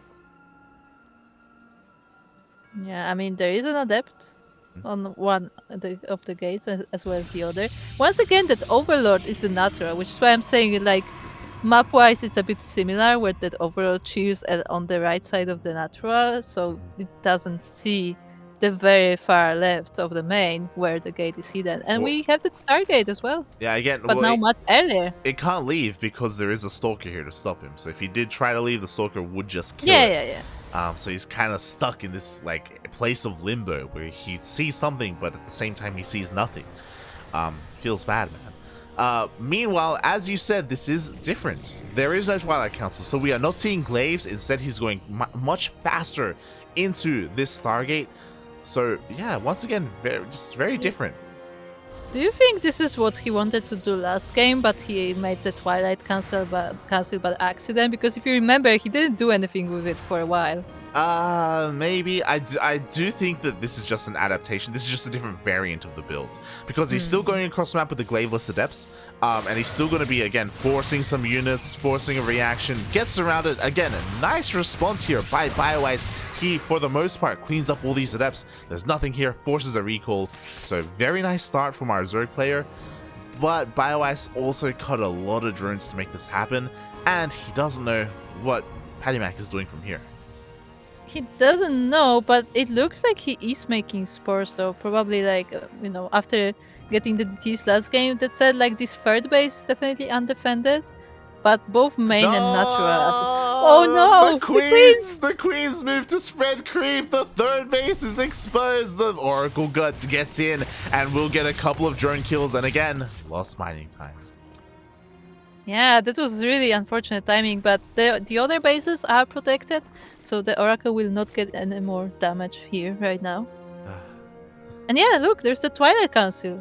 Like, it seems like an adapted version of the previous build. Yeah, this looks a little bit different though, as we do have a Twilight Council alongside the Forge, so this shouldn't be for Glaive Adepts, this should be for, I imagine, Blink, as all the gases have been taken. Could still be charged if he wants to go charge the Archon, but there is that Blink. Yeah, okay, so this time we are going into Blink. And we do have 2 Oracles so far, so I guess just to snipe a few drones. Yeah, not just to snipe drones, but also to scout your opponent, keep an eye on where the 4th base is, when it's being taken, what the gas geysers are looking like. Bioice is still trying to just get into the swing of things and get into, I imagine, Lingbane Roach Ravager, but the Oracles, they don't care about spores, they get in and they get 4 more kills. Oh my god!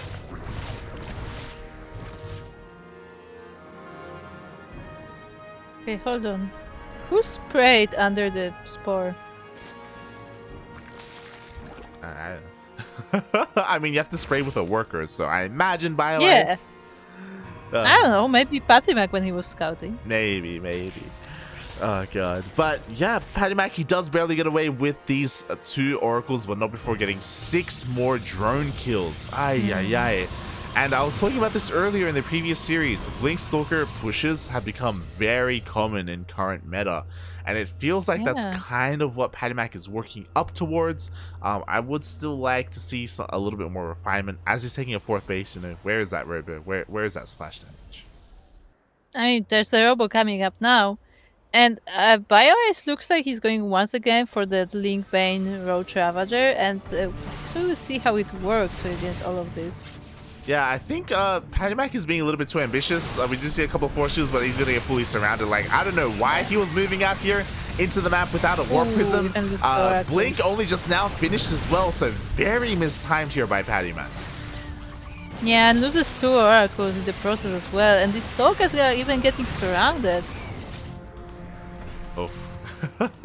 Yeah, that was a bit of an overextension there. Yeah, PattyMac getting a little bit too excited. You know, maybe he felt like the game was, you know, won already, and he was just being a little bit lazy. So as a result, he does get punished for it. Not the biggest loss, but losing all those sentries early on does mean that any kind of push he wanted to go for is going to be delayed. That's a nice cannon wall there on his 4th base. Oh yeah. Actually works really well, it looks like. The wall is a wall. We have shield batteries, we have cannons, we have that full wall that you were talking about as well. Meanwhile, War Prism is on the way, so it looks like PattyMac does indeed want to make this mass gateway style work, but no, he gets surrounded! Oh! Ooh, this time he does have Blink though, so it's much easier to escape from all of these Zerglings, but that said, they are dealing a lot of damage on the Stalkers. Yeah, exactly. +1 melee is done, and with that Bioice, he's just shutting down this Gateway army already. At the same time, bailing run by into the 3rd base. 14 probes go down. Bioice popping off. Yeah, this game definitely looks much better for him than the previous one, and he's morphing even more here. Yeah, exactly. And what is there to defend? We have some Zealots, we have some Stalkers. Again, there's no Disruptors, there's no Colossus, there's just no Archons either, no high-tech units. Meanwhile, the Bailing run by is headed towards that 4th base. The main army head towards the natural. Yeah, the wall was nice, but it's only from the one side, so now the Banelings just roll into the base. And 16 probes down, even more in the natural. 27 total probes are falling down, and it looks like PattyMac is losing ground. Jesus Christ, he's losing far too much here. He's knocked down to 40 probes in total, barely any compared to his opponent. He will be able to force away the army of Bioice for the time being, but again, Bioice just has so much money to work with, he can rebuild. I have a bit of a Zealot run by on the other side of the map, but it's quickly cleaned up. And yeah, I imagine Bioice will soon build up enough of an army to attack PattyMac. Yeah, exactly. He just has to rebuild his Ravagers, rebuild his Banelings. Like, his drone count is perfectly fine. Hive is about to finish up as well, so if he wants to, he can do something crazy, like go into Ultras or go into Vipers. Yeah, Bioice can, at this stage, kind of do whatever he wants.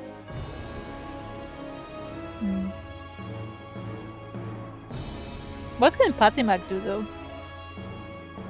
Like, what is the next step for PattyMac? Because he's trying to hang on, but it's been rough. I just want a Robotics Bay for Disruptors. That's all I want. Either get Disruptors out or start Void Ray production. One or the other. Meanwhile, he goes for a bit of harass in the main base with this War Prism, and the Zealots are going to do some damage, but there's a Spine here. Because of the Spine, they do not get any drones. Yeah, indeed. Like, ooh, even forces a recall in the middle of the map. Bioice is really on the top of the defense this time. I mean, mate, this is his game. Oh my god! Did you see that the recalled Archons were actually stuck in the mineral line? That's so unfortunate. Feels bad, man. They had to kill that pylon to try and break free. Meanwhile, Bioice, he is maxed out. He's going to go for the full surround. Do we have Storm? We do not have Storm. Templar forced to morph into Archons. And the Archons, they're just not long for this world, Kuro. Yeah, with so many Roach Ravager, they're actually not able to hold on. And PattyMac is still trying to defend, but there are so few units left in his bases and still so much army for Bioice. Yeah, Lings get into the main base, Lings get into the natural as well. We do have a bit of a Zealot run by, which is nice, but the main army of Bioice is just far too powerful. Gets on top of the Archons, will get on top of these Stalkers as well, and we have a series. It will not be a 2-0, it will not be one-sided. Bioice is looking to tie things up.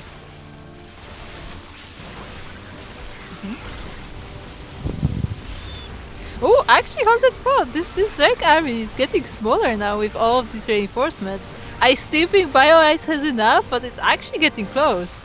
Yeah, I mean, but the Ling reinforcements are going to finally meet up with the rest of the army. Lings from the main base come down to help out as well. And even if Bioice gets cleaned up here, like the wave of Zerg, it's never ending. Yes, yes it is. As PattyMac, Kosuji, and Bioice ties up the series. GG, well played. We are going to our ace match. PattyMac, again, being a little bit too antsy. Like, it was so detrimental for him to throw away his sentries early on like that. His first wave of units early on like that. He just had to be a little bit more patient, you know? It did not work for him this game. Also, once again, we said that there was that nice wall on the fourth, but like it was only protecting his bases from one side, while on the other side he was being constantly attacked by those bailing rollbys, and it definitely like hurt his economy quite a bit. Yeah, like to be fair, like the bailing roundbys were happening just because he didn't have map control. Like otherwise, like that fourth base was pretty secure. It was pretty safe. I was very impressed with how he expanded there and how he took that base. It's just that, again, like it just wasn't the best position with his army and how things had gone. Very well done by Bioice, being able to keep up with the nonsense that PattyMac was doing, like the crazy style, I should say, that he was flaunting.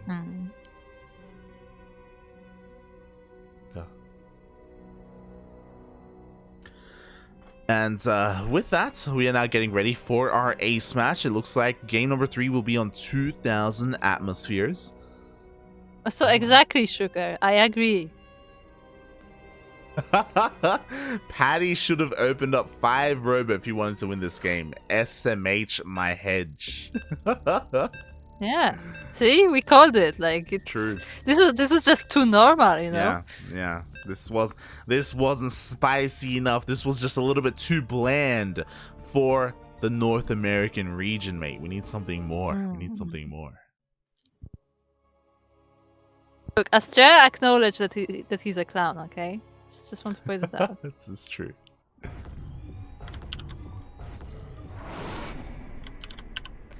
But we'll find out soon what this man is planning. As we're looking at the base of the purple Protoss player, not Polish, but representing Team Super and the United States. It is PattyMac. And spawning in the bottom left-hand corner of 2,000 atmospheres LE, we have the Canadian Zerg player himself representing Storm Gaming. It is Bioice.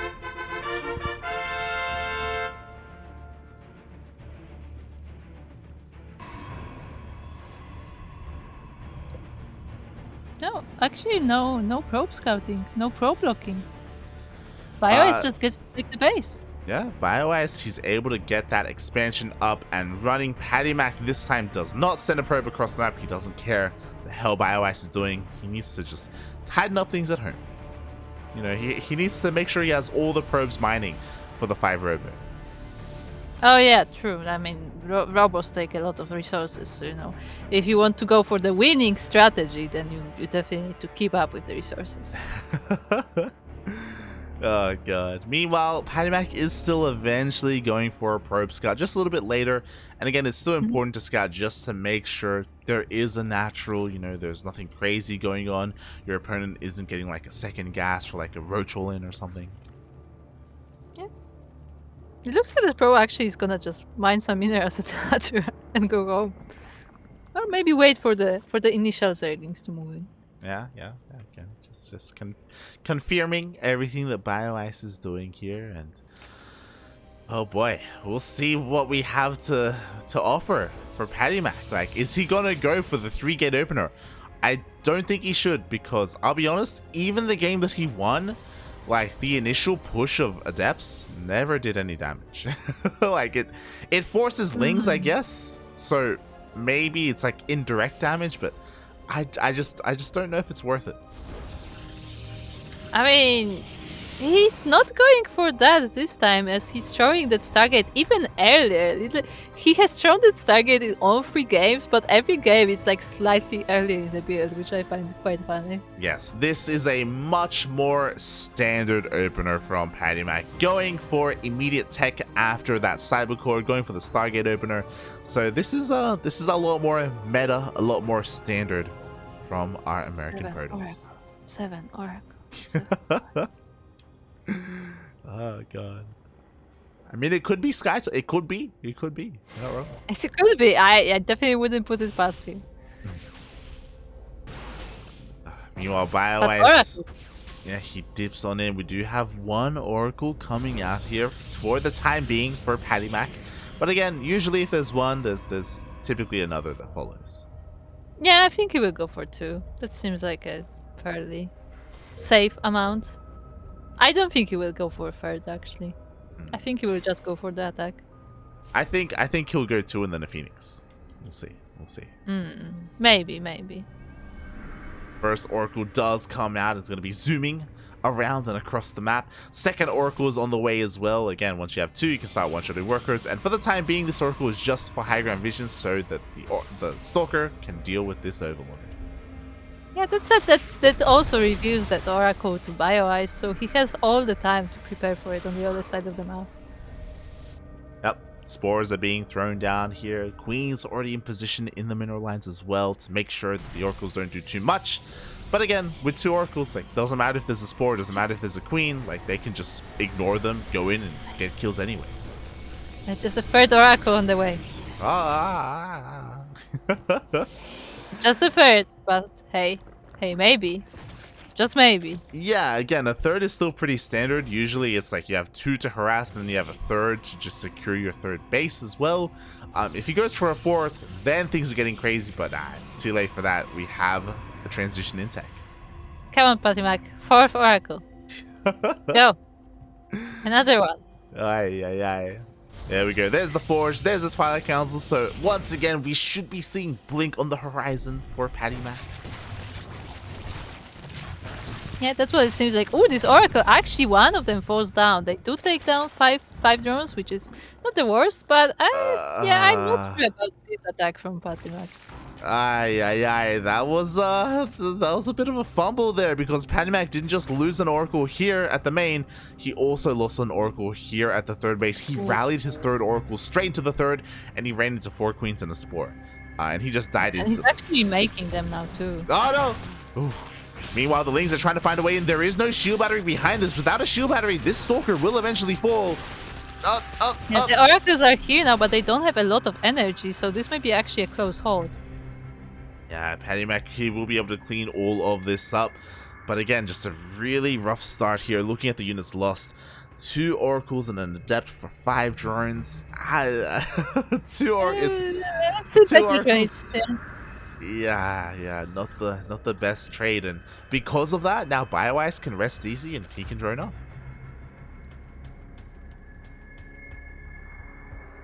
As he's been doing for a while now, getting all his bases saturated slowly but surely, and working on that lair. Lair is on the way. Interesting to take note of is that we do have all of our gases, but Roach Speed is on the way. I would love for Bioice to mix things up and go into a Spire, but at the same time, I feel like Roach Raveling Bane is just very solid, and I feel like it's his kind of bread and butter.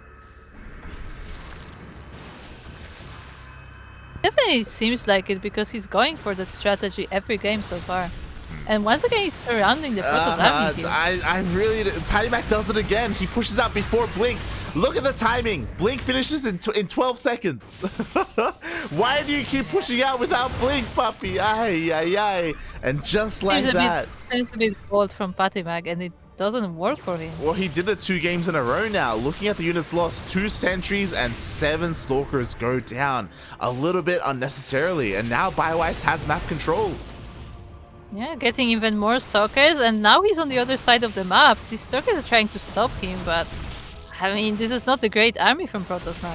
Yeah, Bioice is going for a full surround with these Lings. I mean, there was some nice target fire there by PattyMac taking down one of those Ravagers. Overcharge is being poked as well to help keep these Stalkers alive, but the Biles connect. And again, this is just a good trade for Bioice. Yeah, this is not a huge Zerg army, but it's really doing the damage, and now it's gonna take the 4th base, it looks like. Yeah, exactly. The Road Trap just keeping the Stalkers busy. Meanwhile, the Lings getting a full surround on that Nexus. It doesn't matter if he can't really engage this army. He's gonna get a kill in the base. Yeah, now there are Banings here as well to deal with some of the Zealots. Slow Banes versus slow Zealots. Nice. There is a Void Ray trying to kill off the Roaches, but there are still so many Zerglings on the ground that they got right onto the Stalkers. The Banelings are rolling on in as well. 10 probes go down, and it looks like only 10 for the time being. But we do see the Lings just breaking on through anyway. More shield batteries going down, more units going down in general. Bioice has to be careful though. He's kind of trickling in a little bit too much. Yeah, I think he's overextending now a little bit, and he does realize that too, taking back all the roaches he can. I also like how PattyMac kind of sacrifices Stalkers just to stop those Banelings from getting into probes. Yeah, that's kind of cute. Like the probe damage could have been a lot worse. No, PattyMac! Barely manages to dodge the Biles there. Meanwhile, Bioice, he's good. Again, maybe overextending a little bit too much, but he's not done. Spire is on the way. Infestation Pit as well. He has realized, okay, I can back off. I got a kill in the 4th base. I don't have to end the game. No! PattyMac! The Void Ray goes down!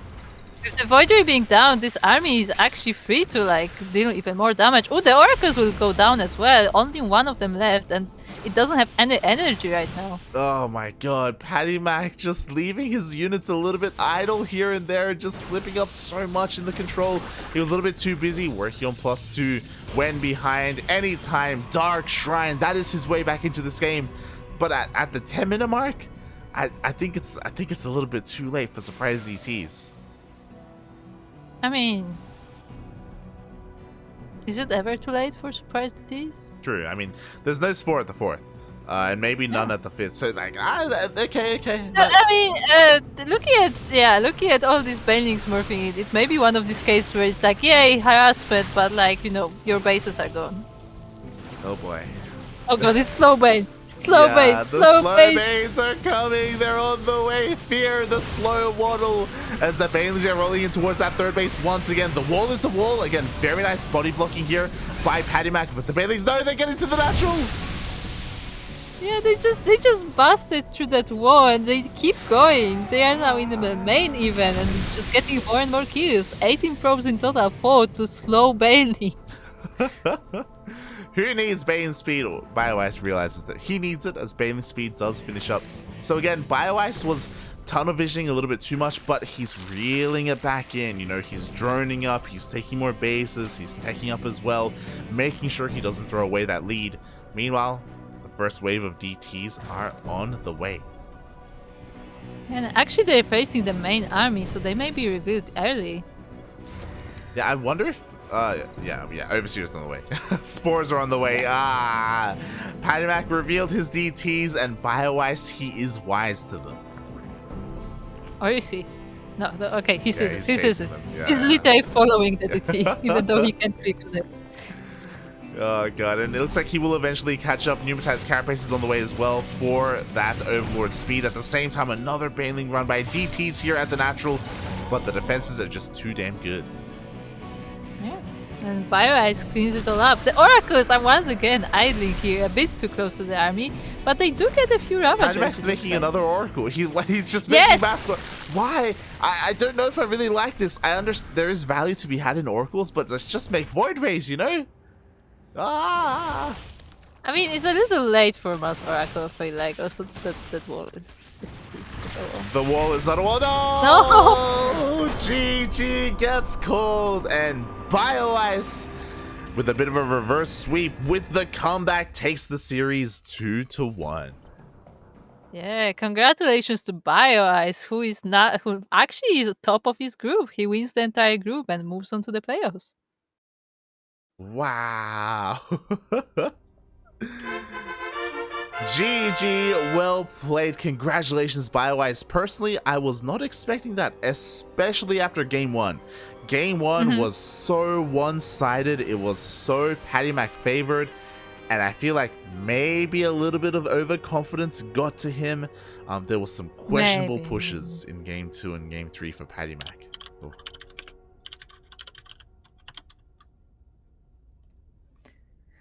Yeah, I'm not quite sure what happened, but like it did look like the first game looked much more solid for PattyMac than the next ones. But yeah, but no, really well played by Bioice. Like over time, like he's like his defenses were just getting more and more solid every game. Yeah, like he was really able to adapt to what PattyMac was doing, and PattyMac himself was again slipping up a little bit in the execution. It felt like leaving himself very vulnerable, and then after he gave up map control, boom, Bioice, he was just so on top of just counterattacking and taking that map control for himself. Very, very well done there by Bioice. But we're already loading into our next series, which is a PvP between two very, I don't know if I want to say aggressive, very decisive players, very offensive players. Look, as we are the first of them here in the top right corner of 2000 Atmospheres, the orange Protoss player representing Hasu, or Hasu players, it is MindelVK. And spawning in the bottom left-hand corner of 2000 Atmospheres LE, we have the Kong from Hong Kong himself, but also representing the nation of Canada, surprisingly, some news to us, and representing the team, the Juggernauts, it is Bistork.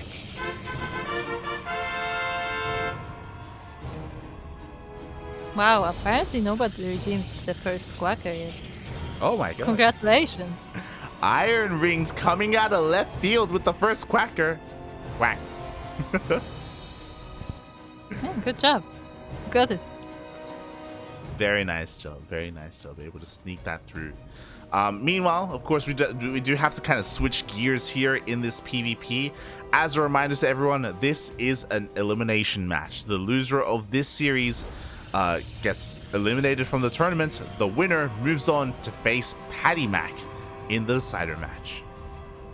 It looks like Bistork already started flipping the pages of the Protoss book, as he's probably hiding there on the right side of the map.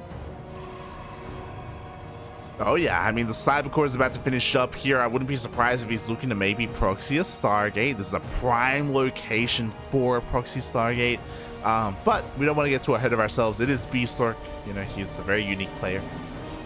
Yeah, and Mindel does keep that probe in his base, so he keeps an eye on how the build is going, and will probably notice if something is not quite timed as it should be. Yeah, exactly. And so far, everything is pretty standard. We do see MindelVK actually opening up a little bit more conservative, going for a Stalker Sentry, so a much safer opener compared to Bistork with the double Stalker, looking a little bit more aggressive. Yeah, the probe is still there, by the way. The pylon was made on the right side of the map, and Mindel knows by now that something is out there. Yeah, exactly. There is that pylon, and there is that Stargate. Not the fastest Stargate, we'll be honest, from Bistork, but it is there nonetheless, and MindelVK is currently none the wiser. A lot of things are going to come down to this sentry and that hallucination. Where does he go with it? What does he see with it? And it's going to be difficult because Bistork, he does have that map control with those Stalkers. I mean, for now, Mindel is making Stalkers of his own, so if he keeps them in the base, he may actually... Oh, he scouts the attack. Can he deny the scout? Unamas! Nope. The scout moves on. Oh my god, the scout does move on. The hallucination will be able to slip on into the main base and again confirm that a pylon is missing. We'll at least confirm that there is a natural, but again, we'll not see this proxy. And it's an oracle. Come on, 7 oracle. No. Look, I hey, don't know why it's 7. I just threw a number. to be fair, I'm pretty sure PattyMac did make more than 7 oracles in the last series. And that doesn't count. It counts if they're alive at the same time. Semantics. Uh-oh, there's no shield battery. Yeah, actually, and Minter was actually distracted on the front, and now this Oracle is just munching on the probes. Oh my god, 9 probes going down. One of the most value oracles possible here. Aye. Far too much damage being dealt. MindelVK, he was a little bit too distracted on the front line. And Bistork now with a very nice probe lead. Yeah, and now there are 2 Oracles as well, so once again he can dive in. There are 2 Stalkers now, so it's not gonna be that easy, but still gets a probe. So 10 probes in total, and because these oracles are still alive, they can dip in once again. And because there are 2 oracles, a shield battery is not going to be enough to defend. We need some stalkers here in this mineral line. And Bistork is kind of running away with things. You know, he's got a nice worker lead. He does have the Twilight Council, but Blink is a little bit late here, so he will be a little bit behind in that tech. Yeah, I mean, the order has started his, as these 2 Oracles are still looking for even more damage. But hold on, Bistork is not going for Blink at all. Yeah, I need to give Bistork a little bit more credit. I was like, oh, is he really forgetting his... Oh, I love it, the fake upgrade! Ah! The hallucination comes in. I mean, it doesn't matter. The hallucination comes in, and Bistork, he starts an upgrade immediately, so he's hiding the fact that the Dark Shrine is on the way. There is the cancel, switching into Blink. But yeah, the Dark Shrine also proxies. Mate, there's so many buildings out of the map. Look, nothing's a proxy if the whole map is your base, right? True. You're not wrong. Just take the whole map. All your bases belong to us, and... Do we have detection? Ooh, Robo is thrown down here from MindelVK, so he will have some access to a form of detection, but it is powered by an Artosis pylon. It is still on the way. DTs are going to come out in a couple of moments. That they will. That said, there aren't too many warping locations for Bistork. There is no warp wheel so far. There is a robo being still in production. Yeah, there is that warping point by the Stargate, but like they do have to walk all the way there. Yeah, exactly. The first DT is on the way. He's on a mission. His mission is to depower that robo. And that robo isn't even done. By the way, that probe was trying to make a nexus but got stasis. Meanwhile, ooh, some nice force fields here. Again, there is no blink for Bistork, so you can't really escape this. So a couple of stalkers go down for free. Meanwhile, DT goes straight for the mineral line. Yeah, doesn't bother trying to stop the robo. Just tries to get more damage on the probes. But now he's yeah, I don't know. He's trying to find more stuff to do in the main, as the Natural is still under attack. Yeah, I mean, he's getting a lot of damage done right now. Eventually, the DTs will be cleaned up, but they have paid for themselves 11 probes of 11, 12, 13. The Oracles dive in as well. Ooh, they get some damage on them with the Stalkers, but that makes Mindel distracted. He's trying to save the pros by transferring them, but there's more stuff waiting. Oh god, there's too much waiting. 18 more workers go down. Bistork again with a massive probe lead. And what's he doing with this lead? Looking at the upgrades, we do have Blink +1 is not on the way, despite the robo being, despite the Forge being pro node. God damn it! But there we go. It finally does start. Clearly ping. Clearly ping. Clearly ping, mate. Aye. Definitely not mistake. Oh god. And yeah, I don't know what to say. I mean, MindelVK does have a decent army, but I feel like he should be forced all in here, like, or maybe into disruptors. Like, he has to do something to come back. That Oracle is still there. There is now a cannon. And ooh, this warp is get sniped. That's very unfortunate for Mindel, but he may cut off a part of this army of Bistork. Maybe, but at the same time, you know, who really got caught here? The armies are very similar in supply. They are going to trade a little bit here, but Bistork, he can afford this fight. He can afford to rebuild. Mindel can't. He's trying to chase these stalkers, like, but Yeah, Bistork actually manages to escape. The sentries are lagging behind. Oh god. Yeah, the sentries are gonna try and catch up, and you know, some decent target fire here by Mindel. He does force Bistork all the way back. Again, Bistork's army is really lacking. He needs to get these gateways up and running. He needs to saturate these goddamn gases. Yeah, indeed. It's working on charge, so that's gonna be another weapon in his arsenal. Yeah, I mean, charge will really help. He has to find a way to dump these minerals somewhere. Like, he has so much mineral income right now and just not enough gas income. Meanwhile, I like this from MindelVK, cheeky hallucinated oracle. I mean, oh, the immortal, yeah. That's always nice. But yeah, it does look like Bistork's army is pretty strong, so it all depends on the position. There is a new war priest for Mindel though, so there will be reinforcement this time. And Mindel actually has an army lead right now. Like, Bistork needs army. He needs to warp in nothing but units right now. Yeah, the charge is not done, so the Zell did not help. And actually, probes are being pulled off the line just to stop this attack. And I mean, he may just barely do it, but there will be a lot of losses. Yeah, but you know what? Bistork, he can afford to lose workers. That's why he was able to pull it off. In the end, he has the far superior Stalker count. Blinks on forward, takes down the War Prism, and just like that, he will be able to deflect this army. Did end up evening up the worker count in the process, but Bistork now has that map control. That he does, and his own War Priest is currently on the way. As Mindel is actually making a real immortal this time. Oh god, it is on the way, and hopefully that will help in the defense. Is it going to come out in time? It looks like it will, but Bistork is already knocking on the front door. Thankfully, there is no War Prism, so it's going to take a while for Bistork to reinforce. Yeah, the War Priest is still on the way, and there is a shield battery here with the potential of overcharge, so that should make it that much easier. Oh, actually, the Immortal gets cut off for Bistork. Yeah, a little bit of a miss rally there. Bistork, he's losing a little bit too much here. Again, despite all these advantages, he's kind of throwing them away.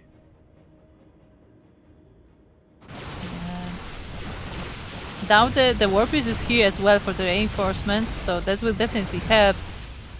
As the Starkers are... Oh, actually, they're getting the Immortal of Mindel, and now Bistork has the lead. He finally has the lead. Mindel, he's trying to reinforce as best he can. He's trying to hold on as best he can, but there's just too much. There are too many Stalkers here. GG gets called, and Bistork will take game number 1.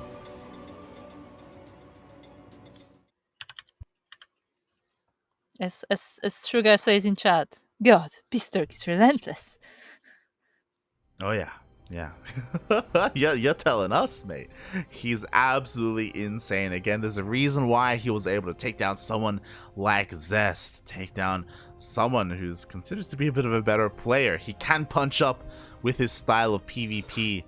And MindelVK had a bit of a rough start there. Didn't scout the proxy, wasn't ready for the DTs, wasn't ready for the oracles. GG. Yeah, there was definitely a lot going on the map that Mindel would have to keep an eye on. So I don't blame him for like not catching on to that, but yeah, that is the way Bistork plays. Yeah, I do not blame him either. There's just so much going on, and we'll see if we're gonna be able to even things up here. As we're just sorting out our server issues, and yes, we do see our servers are West Central West for Southeast Asia versus EU. Beautiful. So now Mindel is gonna have a bit of a ping advantage. Is it gonna be enough? It's gonna be the question here as we are loading into game numero 2. Yeah, and it's going to be on Hardwire LE. Right, what does LE stand for? Stands for Locomotive Enlargement. There you go. Big Thor's. Oh, you don't know. You need to tune into the VODs, Kuro. You need to tune into the VODs. Which VODs? The VODs of Who is Amateur King. Oh, we had an amazing cast, by the way. You need to tune into the VODs. When I Sugar hear knows. big Thor locomotive, I'm not sure. I I have questions. It's worth it, mate. It's worth it. But the questions will have to wait because right now we have the orange Protoss player spawning in the top right of Hard Whaley, representing Hasu players. It is MindelVK.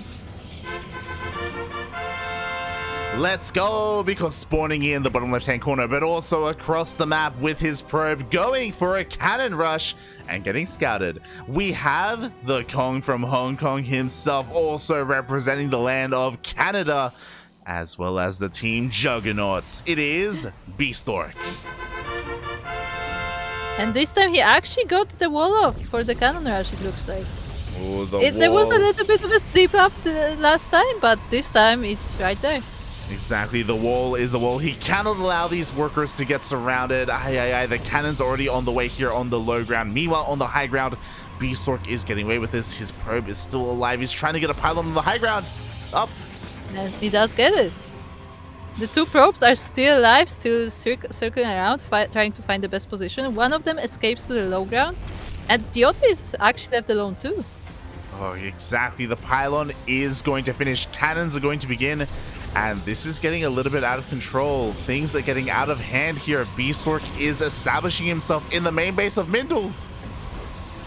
Yeah, he's putting his cannons right there next to his buildings. He's trying to surround them with probes, but I think he will just barely cancel it, yeah. We do see one cannon being cancelled. We do see another cannon being cancelled, but one will finish, and that is all you need to establish a foothold. Yeah, the Zealot will not be here for long.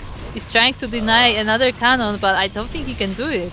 Yeah, he cannot do it. The cannons are in range of the mineral line. The first Stalker comes out, and he will be able to force another cancel. Oh. Yeah, but the cannon stands strong, and it actually is in range of the Nexus as well, so it's slowly chipping at it while more cannons are being warped in. Exactly. This could have been happening against PattyMac in his first series of the night against Bistork.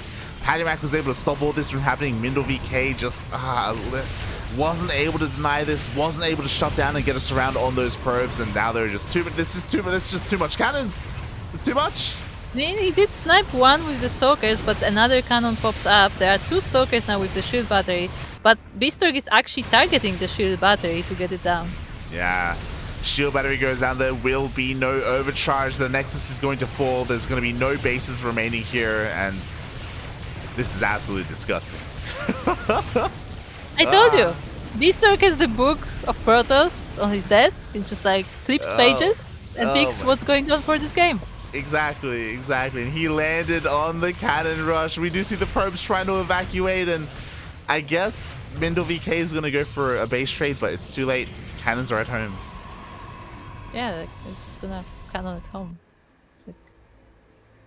Like, cannons. And you can build cannons at home. Yeah, I mean, again, it's the only chance that MindelVK has. He's just sending everything across the map. He's just going full YOLO. Just send it all, mate. Send it. To be fair, there are no units and only two cannons, so potentially it could work.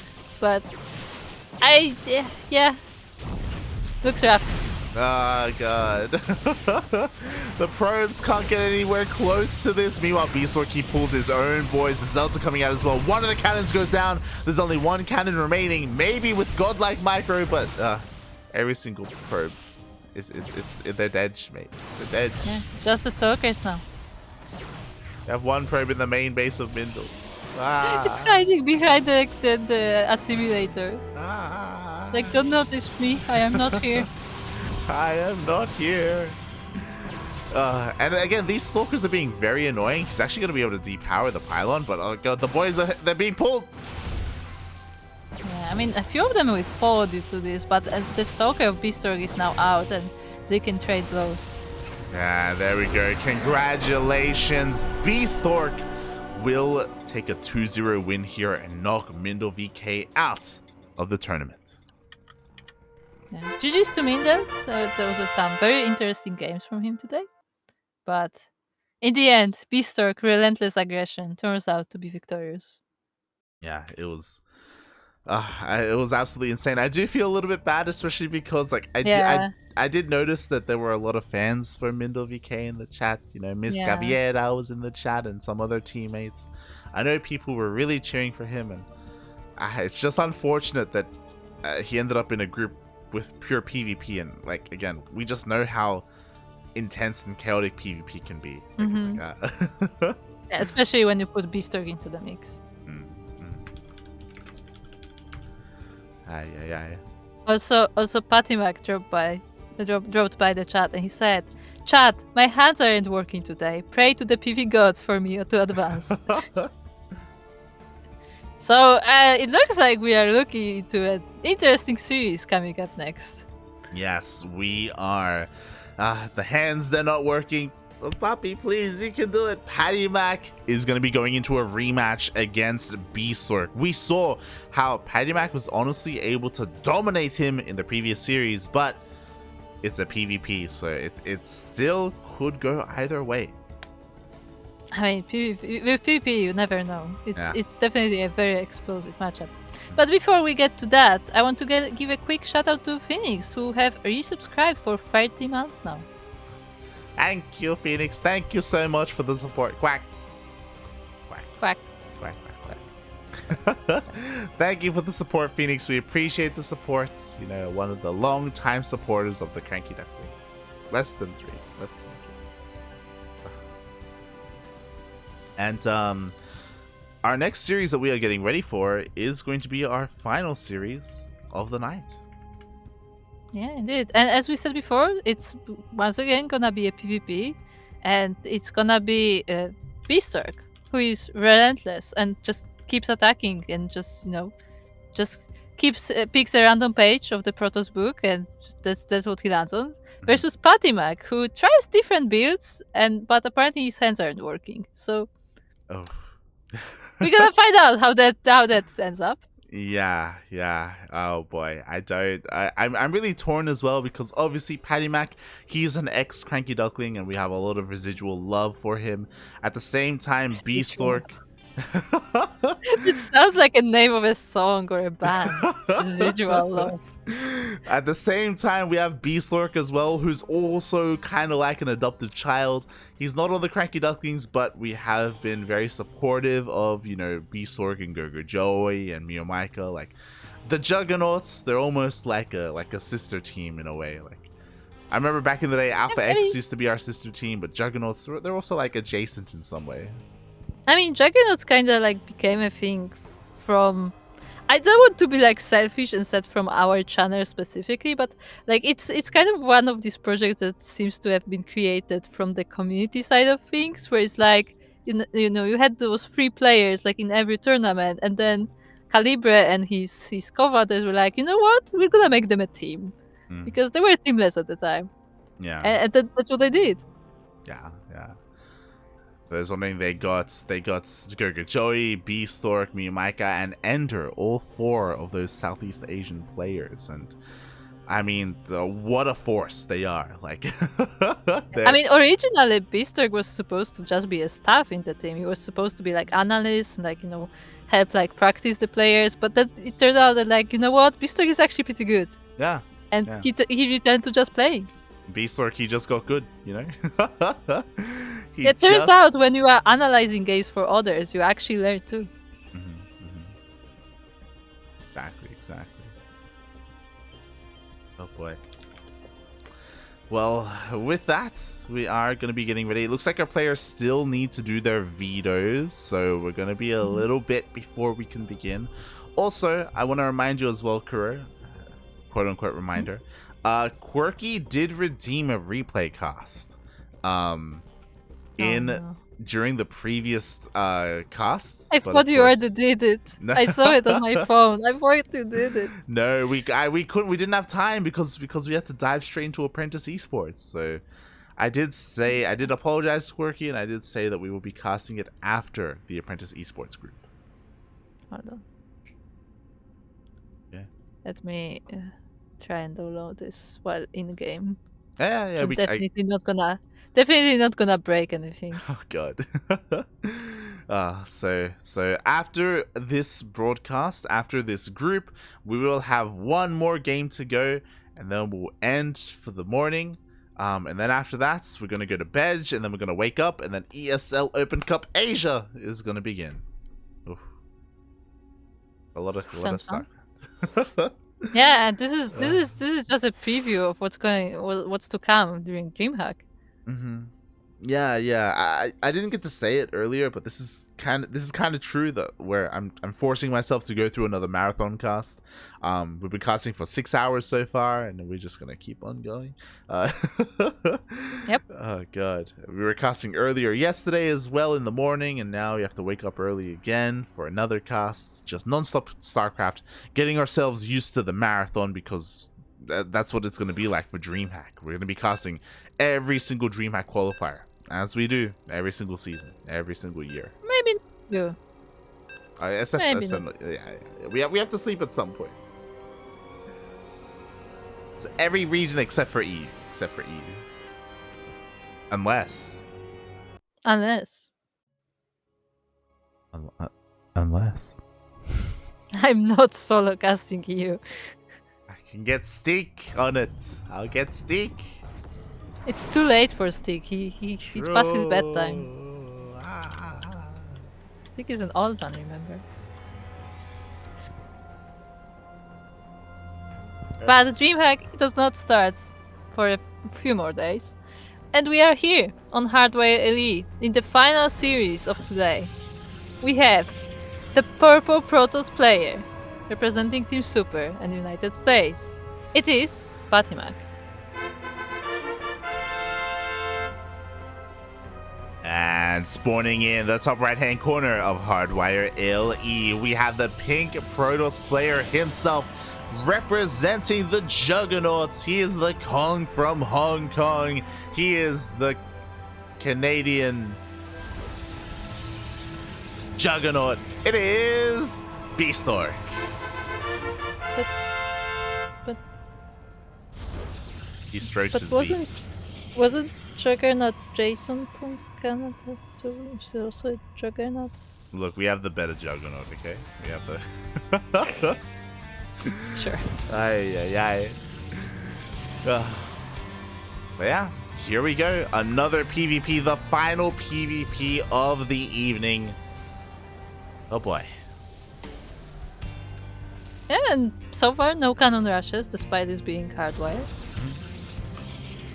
Yeah, I think that's really important to take note of, right? Is the fact that Bistork, this is going to be a rematch, and Bistork, he knows what didn't work against PattyMac, and he's not going to waste his time trying to make a cannon rush happen on Hardwire when he knows how good PattyMac's defense is. Do you think this is also related to the spawn? Because the both times that he cannon rushed, he spawned on the bottom of the map. Or do you think it doesn't really matter? I will confirm that. I guess so. I mean, fun fact: when I casted with Asher earlier today, a couple of hours ago, we did see a cannon rush here, right here in this little pocket. Yeah, but it's a different pocket than Bistork used. True. Like I think that maybe it's visually easier to do it on one side of the map than the other. Maybe. From my understanding, you can still cannon rush here on the low ground. Oh no, you can. You can, because technically it's the same, because it's literally mirrored, but maybe visually it's easier to place the building or something. I don't know. Maybe. Regardless, I do think that Bistork wouldn't want to try it again against PattyMac at all this series, period. And yeah, we do see a little bit of a difference here. A bit of a dynamic that we don't see too often. We see a Stargate opener against a Robo opener. I heard that used to be a thing, but more proxied. Yeah, those are the days. Before the shield battery, before the overcharge, I should say, the proxy Stargate versus proxy Robo was so common, but alas, it is no longer a thing, not anymore. Oh, Bistork actually overextending here a little bit, as he meets the stalkers of PattyMac, and he may lose one of his own. Oh god, exactly. PattyMac does take control here on his side of the map. Bistork trying to sneak around with some adepts, but it's going to be a little bit difficult getting past all these stalkers. They do get spotted. Yeah, he goes right past them, unfortunately. I don't think they're gonna be sniped, though. Oh, exactly. I mean, this does give PattyMac a heads up, so he is now ready on the high ground with his probe. Hello? Nope. PattyMac? I think he thought that pylon was a wall, but it was not.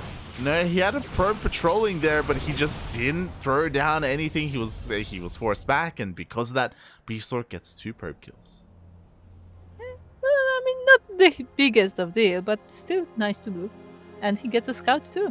Yeah, what's important to take note of is that PattyMac, he does have 3 gateways of his own. Warp gate is done. He's zooming across the map with pure stalkers. And what does Bistork have at home to defend? He's trying to get his own 3rd gateway up and running. He's trying to get a robo as well. He does have a defensive shield battery. Yeah, there are only 4 stalkers though, and he's making more oracles to send on the other side of the map. I actually don't think he has enough right now. Yeah, I mean, this is a really bold move from Bistork because essentially he invested in things to harass across the map instead. And honestly, he could cripple the economy of PattyMac. He just has to defend at home. That's all he has to do. But it's still going to be a tough ask. Yeah, the pylon goes down, but it wasn't powering anything too important right now. You say that does supply block Bistork. Bistork, you need to throw down some more pylons. Didn't think about that. And the oracles actually don't get much damage done because they are defensive stalkers. Yeah, exactly. There are just 2 more stalkers. Too many stalkers here for PattyMac. Looking at the unit tab, we have 12 to the 5 of Bistork. Again, Bistork, this supply block is so brutal. Finally, he throws down pylons. Finally, he recognizes that he just can't produce anything. Yeah, the shield batteries are definitely helping, but eventually PattyMac is gonna just have enough to like shoot over them. Exactly. Meanwhile, the Oracles, they just go their way in. It looks like they are going to get picked off, only killing 3 probes in the process. And again, even an overcharge, even a chrono boost was wasted here on that robo as Bistork is trying to go into a Twilight Council. Oh god. I don't think this is a place where you take up Bistork. I think you just need units right now. Yeah, he's doing whatever he can, and I mean, he is pumping out an Immortal, maybe even a Void Ray as well will help out to eventually break out. But PattyMac, he's just getting further and further ahead, like he's expanding back at home. Yeah, I mean, he's keeping Bistork like contained on his one base, and he still has a lot of army. So if Bistork does move out, like he still has a good chance of winning. Yeah, like if Bistork ever walks down this ramp, he's dead. And if you notice, but PattyMac, he is ready to cut up the army with the force field. He's ready to just force field that ramp and just deal with whatever Bistork has. So Bistork has to be so careful here with how he moves. Oh no! Yep, here we go. Bistork, please. Like that. He saw the sentry. Bistork, you saw the sentry. God damn it. Even snipe on the observer of Bistork, so now PattyMac can just go where he wants. Yeah, he goes all the way into the main base, he scouts everything, he does confirm the Twilight Council, the fact that it's researching whether or not there was going to be a DT in here or Dark Shrine. Oh, he's getting ready to intercept the War Prism. Oh god, he sees everything. It's disgusting. And Bistork knows he has to deal with it. He can't move out without that. Yeah, I mean every move he does is like quickly seen by PattyMac, but his army is actually not here, so Bistork uses the chance to move to the low ground. Oh yeah, instead we have a recall, so PattyMac will return all the way back home, and back at home he is fully set up. We have some stasis traps. Oh, actually from Bistork. Oh, yeah, this is from Bistork. He's waiting for the move out, and there it is. But it doesn't really do much. Yeah, it doesn't. It only delays it. It's cute. Okay, it is cute. Oh god.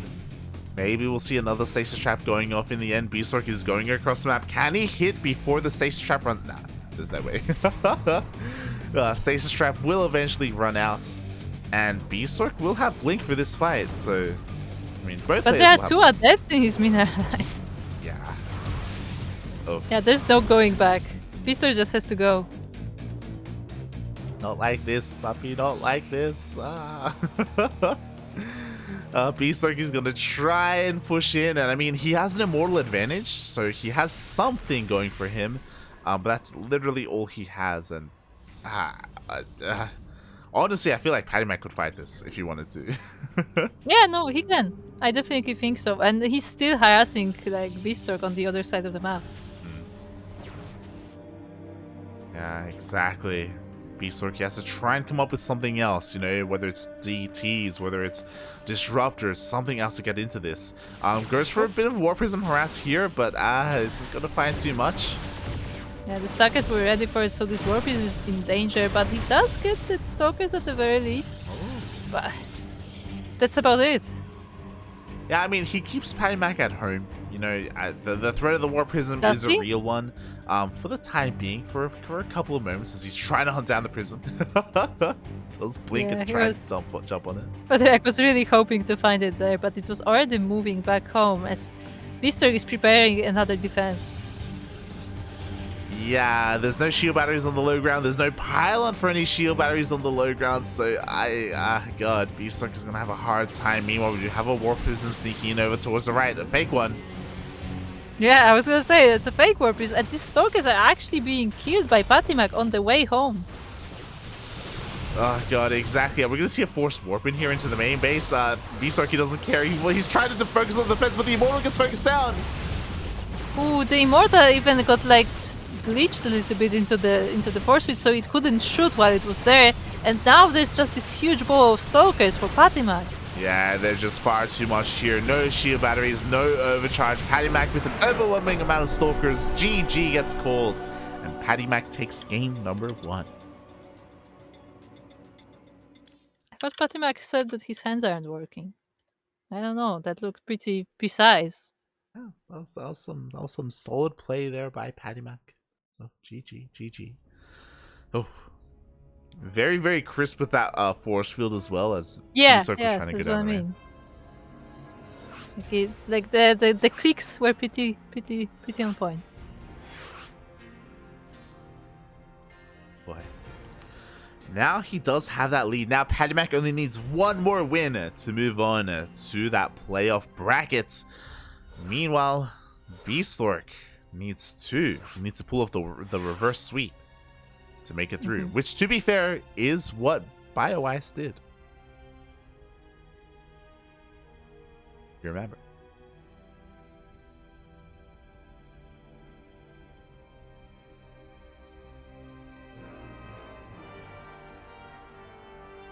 Well, here we go. It looks like the map has been decided. It is going to be Curious Minds, another one of the smaller maps.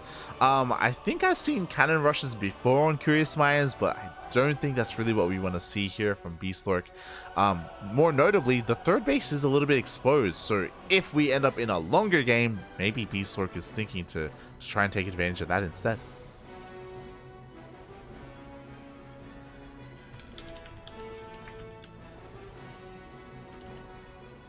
Yeah, we may find out, but I honestly don't think Bistork wants to cannon rush PattyMac anymore. But at the same time, what else does he do? I mean, we'll see. There's a couple of good positions for like a proxy Stargate, maybe a proxy Robo has fallen out of fashion, DTs. It's not going to be standard, right? There's no way. There's no way. Right. 7 Oracle. Shaking my head. Shaking my head. Like, it's gonna happen. I know it. You know, I just have to believe, and then it's gonna happen. That's how it works. But we'll see if it's gonna happen for this player right here, as we have the purple Protoss in the top left corner of Curious Minds Elite, representing Team Super and United States. It is PattyMac. And spawning in the bottom right hand corner of Curious Minds LE, we have the Kong from Hong Kong himself, the pink Protoss player representing the Juggernauts. It is Bistork. The Madman goes for the low ground wall. Okay. That's different, indeed. Yeah, so this doesn't signify greed, but it does set yourself up to, you know, have a wall here on the ramp and safely expand and take your natural. Yeah, indeed. And PattyMac is not one to implement too crazy of a strategies. I feel like these strategies can be crazy, but I don't think they're like, cheesy crazy, if you know what I mean. Mm-hmm. Yeah, like he can go for all-ins, but not necessarily going for proxies, or too often. Meanwhile, right now, it's PattyMac's job to be as annoying as possible to try and delay this Nexus for as long as he can, as he's here just patrolling around the Nexus location, could even throw down the pylon, and this, you can see, is forcing Bistork to pump out a Zealot, so Bistork does indeed want to expand. I don't think he needs it anymore, does he? Does the probe move away? Well, yeah, if the pylon gets thrown down, he needs to Zealot to kill the pylon. Yeah, okay. So again, the probe is just threatening him at every turn. Yeah.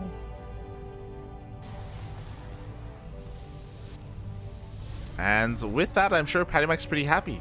Forces the Zealot, forces a little bit of wasted resources here, and now PattyMac can go on his merry way. Yeah. Indeed he can, as he himself is also working. Oh, okay. Stargate in the wall. Sure, why not? Yeah, this is interesting here from Bistork. So again, like, that's why this doesn't signify going into a fast Nexus. He still can go for it, but it looks like he delays his Nexus to go for a Stargate instead. Obviously he had to, because again, the Nexus would have been so late anyway if he had just gone for it, just delaying it instead.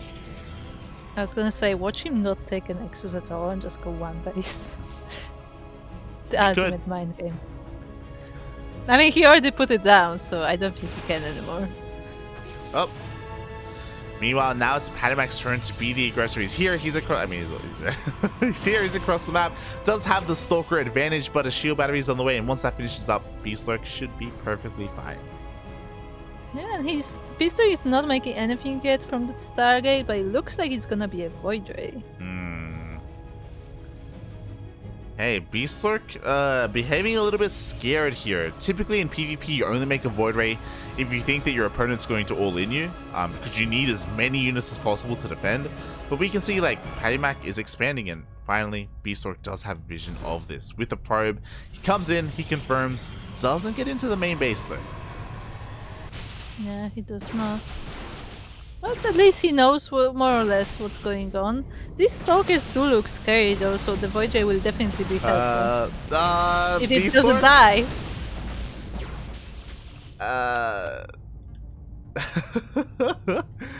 So about the Void Ray. Yeah, a little bit of miscontrol there by Bistork. That was a very expensive loss, losing a Void Ray. Especially after the Void Ray nerf. Specifically, the Void Ray did become more expensive and did take longer to pump out. So not the best start, but at least Bistork did get a bit of a faster Nexus. Yeah, and now Bistork is going for that Oracle, but that was enough time for PattyMac to go back with the Stalkers. So they will be protecting the bases, and the Blink is on the way as well. Yeah, we have a shield battery, so one Oracle is not going to be enough. Obviously, Bistork can still go for some stasis traps, some stasis wards, but that is really the only thing he can get done here in terms of affecting the economy. Oh my god, PattyMac kills it immediately! Oh. Yeah, he just focused it immediately with the probes. Oh that's a first. Oh my god. Meanwhile, at the same time, Bistork commits to the shady, dives on top of the sentries. Both sentries get focused down. So a decent fight here from Bistork. As he gets forced back. Yeah, he gets some damage, not amazing, but hey, it's something. But yeah, I'm just so in shock by the defense from PattyMac. Yeah. I've never seen players do that. That was very solid. My god. He even pre-pulled the probes to do that, by the way. Like, yeah, like crazy. He was ready to do it. He knew it's gonna happen. Yeah. The reads were insane. His hands may be broken, but his brain is not. Oh my god. Meanwhile, PattyMac feeling confident enough to just expand and take a third base.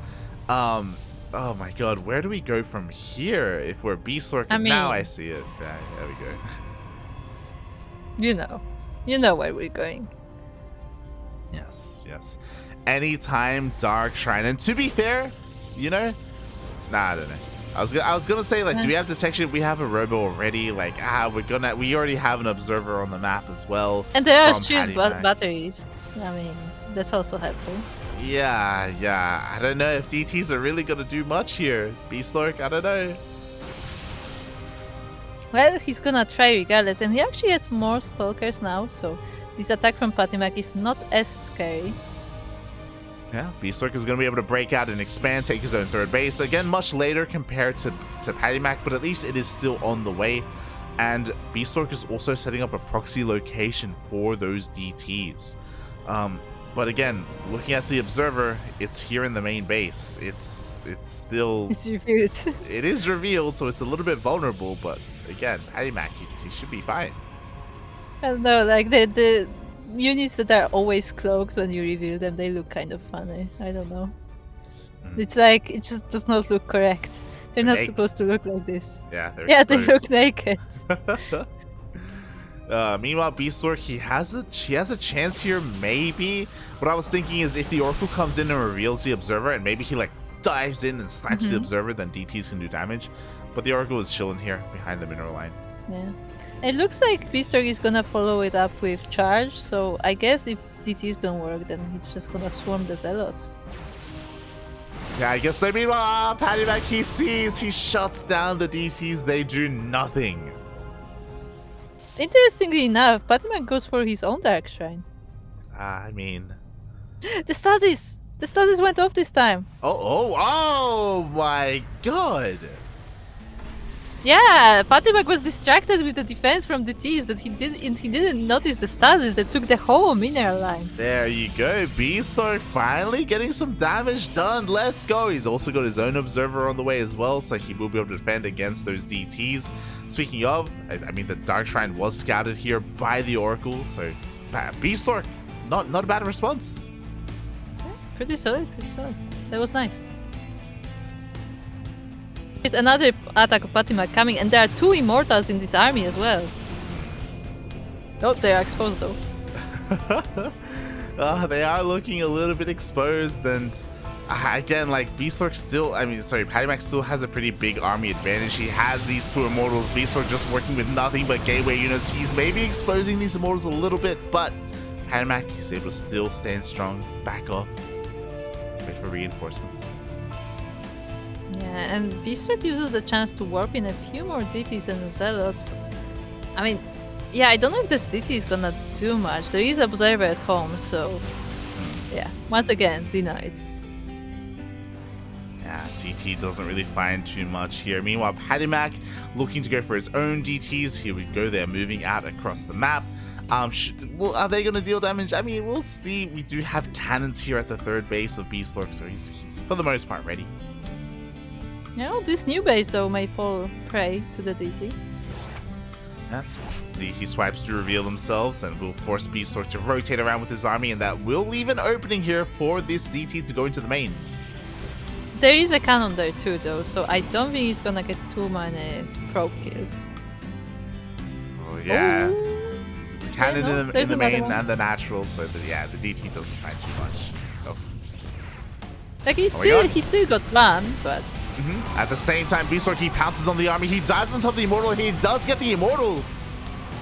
yeah, the Immortal goes down, and now it's just Stalkers on Stalkers. There is a War Piece, so Bistork can reinforce, but his army is getting smaller. Yeah, there's just not enough here. The War Prism goes down as well. PattyMac gets a full surround on the Stalkers of Bistork, and even though PattyMac has an upgrade disadvantage, it's just a numbers game. Like, he had the third base much faster, he traded more efficiently, he just had more Stalkers.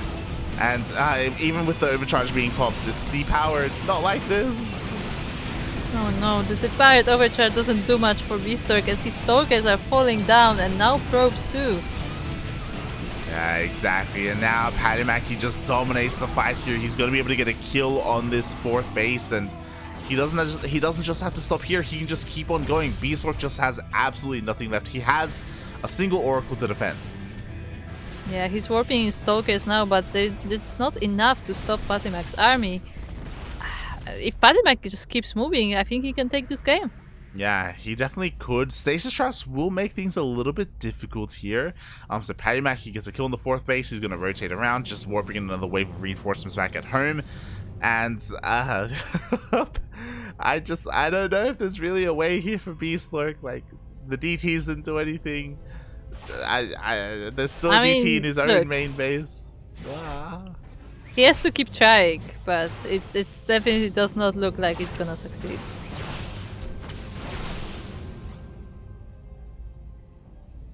But hey, we had crazier things happen, especially in a game of PvP, so as long as there's a chance. True. There is a chance. There is a chance that maybe PattyMac's his hands fall off. And His foe just like out of his budget. Back. Oh god, it's possible. It's possible that maybe Bistork can snipe the detection and then maybe with enough DTs like overpower these cannons and draw away the army of PattyMac. Or maybe PattyMac walks into a spectacular stasis ward and, you know, half of his army will be completely unused. Yeah, true. Useful. Like, if he ever extends, then he could end up, like, with only half his army fighting. Yo, Bistork. Yeah, he's trying to bait him into it. Or is he? Bistork? Ooh, yeah, move back. Yeah, he just sniped the Observer, so there's no detection. Ooh, the Zealots are... Ooh, the Oracle falls down, though. That's not right. Yeah, but already a nice start here for Bistork. I mean, it's better than he could have hoped for. He does have to fight with a much smaller army now. Oh my god, another stasis trap goes off, but there's just still so much left for PattyMac. Yeah, unfortunately, the stasis wards were not good enough, and there are still Archons and so many Stalkers in the back. Yeah, like, that was probably, like, the best case scenario for Bistork. That was probably, like, the best he could have hoped for. Because he sniped the Observer, this one DT is actually dealing some decent damage, and he will be able to hold on, but he's still so far behind. Yeah, indeed. I don't know if he should, like, maybe get a Disruptor or something, but I don't think there is time to, like, take up. Yeah, just has to keep on making units. Yeah, at this point there is no time. It's just he's got to work with what he has right now. He's trying his best. He's fighting with his shield batteries. He's fighting with his overcharge. More stasis traps are going off. Again, shout out to the Oracle, putting in a lot of work. But at the end of the day, we just have too many Archons, too many Stalkers. PattyMac, he's upset about losing against Bioice, and now he is able to take the series 2-0. Yeah, GG to PattyMac. He's gonna be the second player advancing from Group C. GG, well played. Congratulations to PattyMac. It wasn't the easiest road. Again, honestly, I think a lot of us were looking at PattyMac to come out first in this group, but it was not meant to be. At least he was able to still, you know, kind of redeem himself here in all these PvPs, not dropping a single map to a Protoss. Yeah. Definitely not quite what I expected. Like, I mean, I like when I looked at the bracket, when I looked at the group, I definitely thought that PattyMac would be the favorite of this group, but like Bioice did manage to take that winners match, which was very impressive. And here we are. Yeah, I think I completely agree there. Like, Bioice really impressed us. It was really surprising to see him excel the way he did, and that kind of excites me a little bit for DreamHack. You know, I honestly didn't really have Bioice on my radar. I was looking at who we would expect: PattyMac, Trigger, Nina, Vindicta, maybe Future with his return, maybe. But maybe Bioice is like another contender to maybe make it into that main event. Yeah, we need more Zerg players. We do need more Zerg players in NA. That is definitely true. But yeah, maybe he will be one of them. Maybe. As with that, our group is now complete. Yeah, well, the 2 players are joining the rest of the playoffs.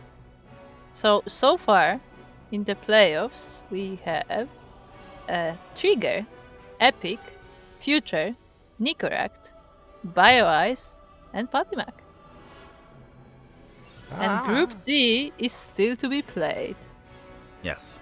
Exclamation mark bracket in the chat, or exclamation mark B in the chat if you want to have a look at the Wikipedia page yourselves and have a look at how the other groups have been transpiring, how they've been evolving, and to be sure to tune in to Group D tomorrow in less than 24 hours. Yeah, because who is playing in that group? One of the Ducks is playing in that group, as Vindicta is part of Group D. Yes, he is. Let's go. I feel a little bit bad that we didn't get to cast Vindicta. But fun facts, we committed to groups before we found out who was a part of the group. So we didn't know. Yeah, we didn't know who was gonna be in the group, so it kind of worked out. Yeah. We still got to cast some great players. Didn't get to cast one of our own. But yeah, honestly, some great games here today, and I hope everyone enjoyed themselves here, especially in the chat. Yeah, definitely some good games. And I mean, we still have one more game to cast that is from the chat. We do. So with that does end our broadcast here for Apprentice Esports Circuit Grand Finals Group C. Hope you enjoyed yourselves. As a reminder, this is still an ongoing tournament. Group D is tomorrow, and then I imagine in a week or so, the playoffs are going to begin. So keep an eye out for social media for that event. Be sure to follow Apprentice Esports on Twitter, because that is where you will be updated for all news Apprentice Esports. Yeah, it looks like the Group D is in 23 hours, just about, and it's gonna be on Stars Fall Dim channel. Stars Falling Dim, or Fall Dim. Yes. Fall Dim, yeah. Fall Dim. Check it out on his channel. Meanwhile, massive shout out to OSC Elites. I believe there is a command in the chat for that. They are one of the main sponsors for this tournament. If it wasn't for OSC Elites, then there wouldn't be anywhere near as much prize money in this, so be sure to check that out. And I believe there's also a Matcherino page as well. Oh, there is definitely a Matcherino page. So, and there are coupon codes last I checked, as well as some other sponsored activities you can do without contributing your own money. So make sure to check it out to contribute to this great series of events. Yes, exactly. The Matcherino page is there in the chat if you want to help support this tournament. There are plenty of coupon codes remaining. So all you have to do is click that claim coupon button to help support North American or even European StarCraft. Yeah, this season is both the Americas as well as the EU. So this is like the compilation of all the regions in one Apprentice circuit. Exactly. And with that, Kuro, we're done. As I'm watching light disappear into the void. I think that's where he wants to be right now. Oh my god, yes, exactly. I was just stretching a little bit. I was just stretching off camera. Yeah, okay. Oh god. But yes, as you said, we still have one game left to cast, right? Yeah, that we do, as we do have our viewer replay redemption. So if you are in the chat and if you have, I believe it was 30,000 points. Let me double check that. No, it's 10,000. Oh, there. 10,000 points. If you have the 10,000 grapes, you can request a single replay of yours casted right after the finish of our broadcast. Yes, exactly. And so I just froze because I saw Quirky saying what game it is. I mean, we can speed it up just in case if he's not trolling. But with that, thank you everyone for tuning in for the Pro StarCraft on this channel. Next up, after this break, is going to be a viewer cast. So it's going to be a little bit more chill. It's going to be a little bit more relaxed. Do not expect the highest level of gameplay. So if you're interested in that, expect the highest level. Highest level. Only the highest. The quote-unquote highest level of gameplay only. Yes. So yeah, be sure to stick around if you're interested in that. Otherwise, thank you so much for tuning in. I hope you enjoyed the broadcast. Hope you enjoyed the tournament. And again, be sure to tune into the future broadcasts as well. And with that, Kuro, are we good to go for a break? Yeah, see you guys then. See you guys then. Bye.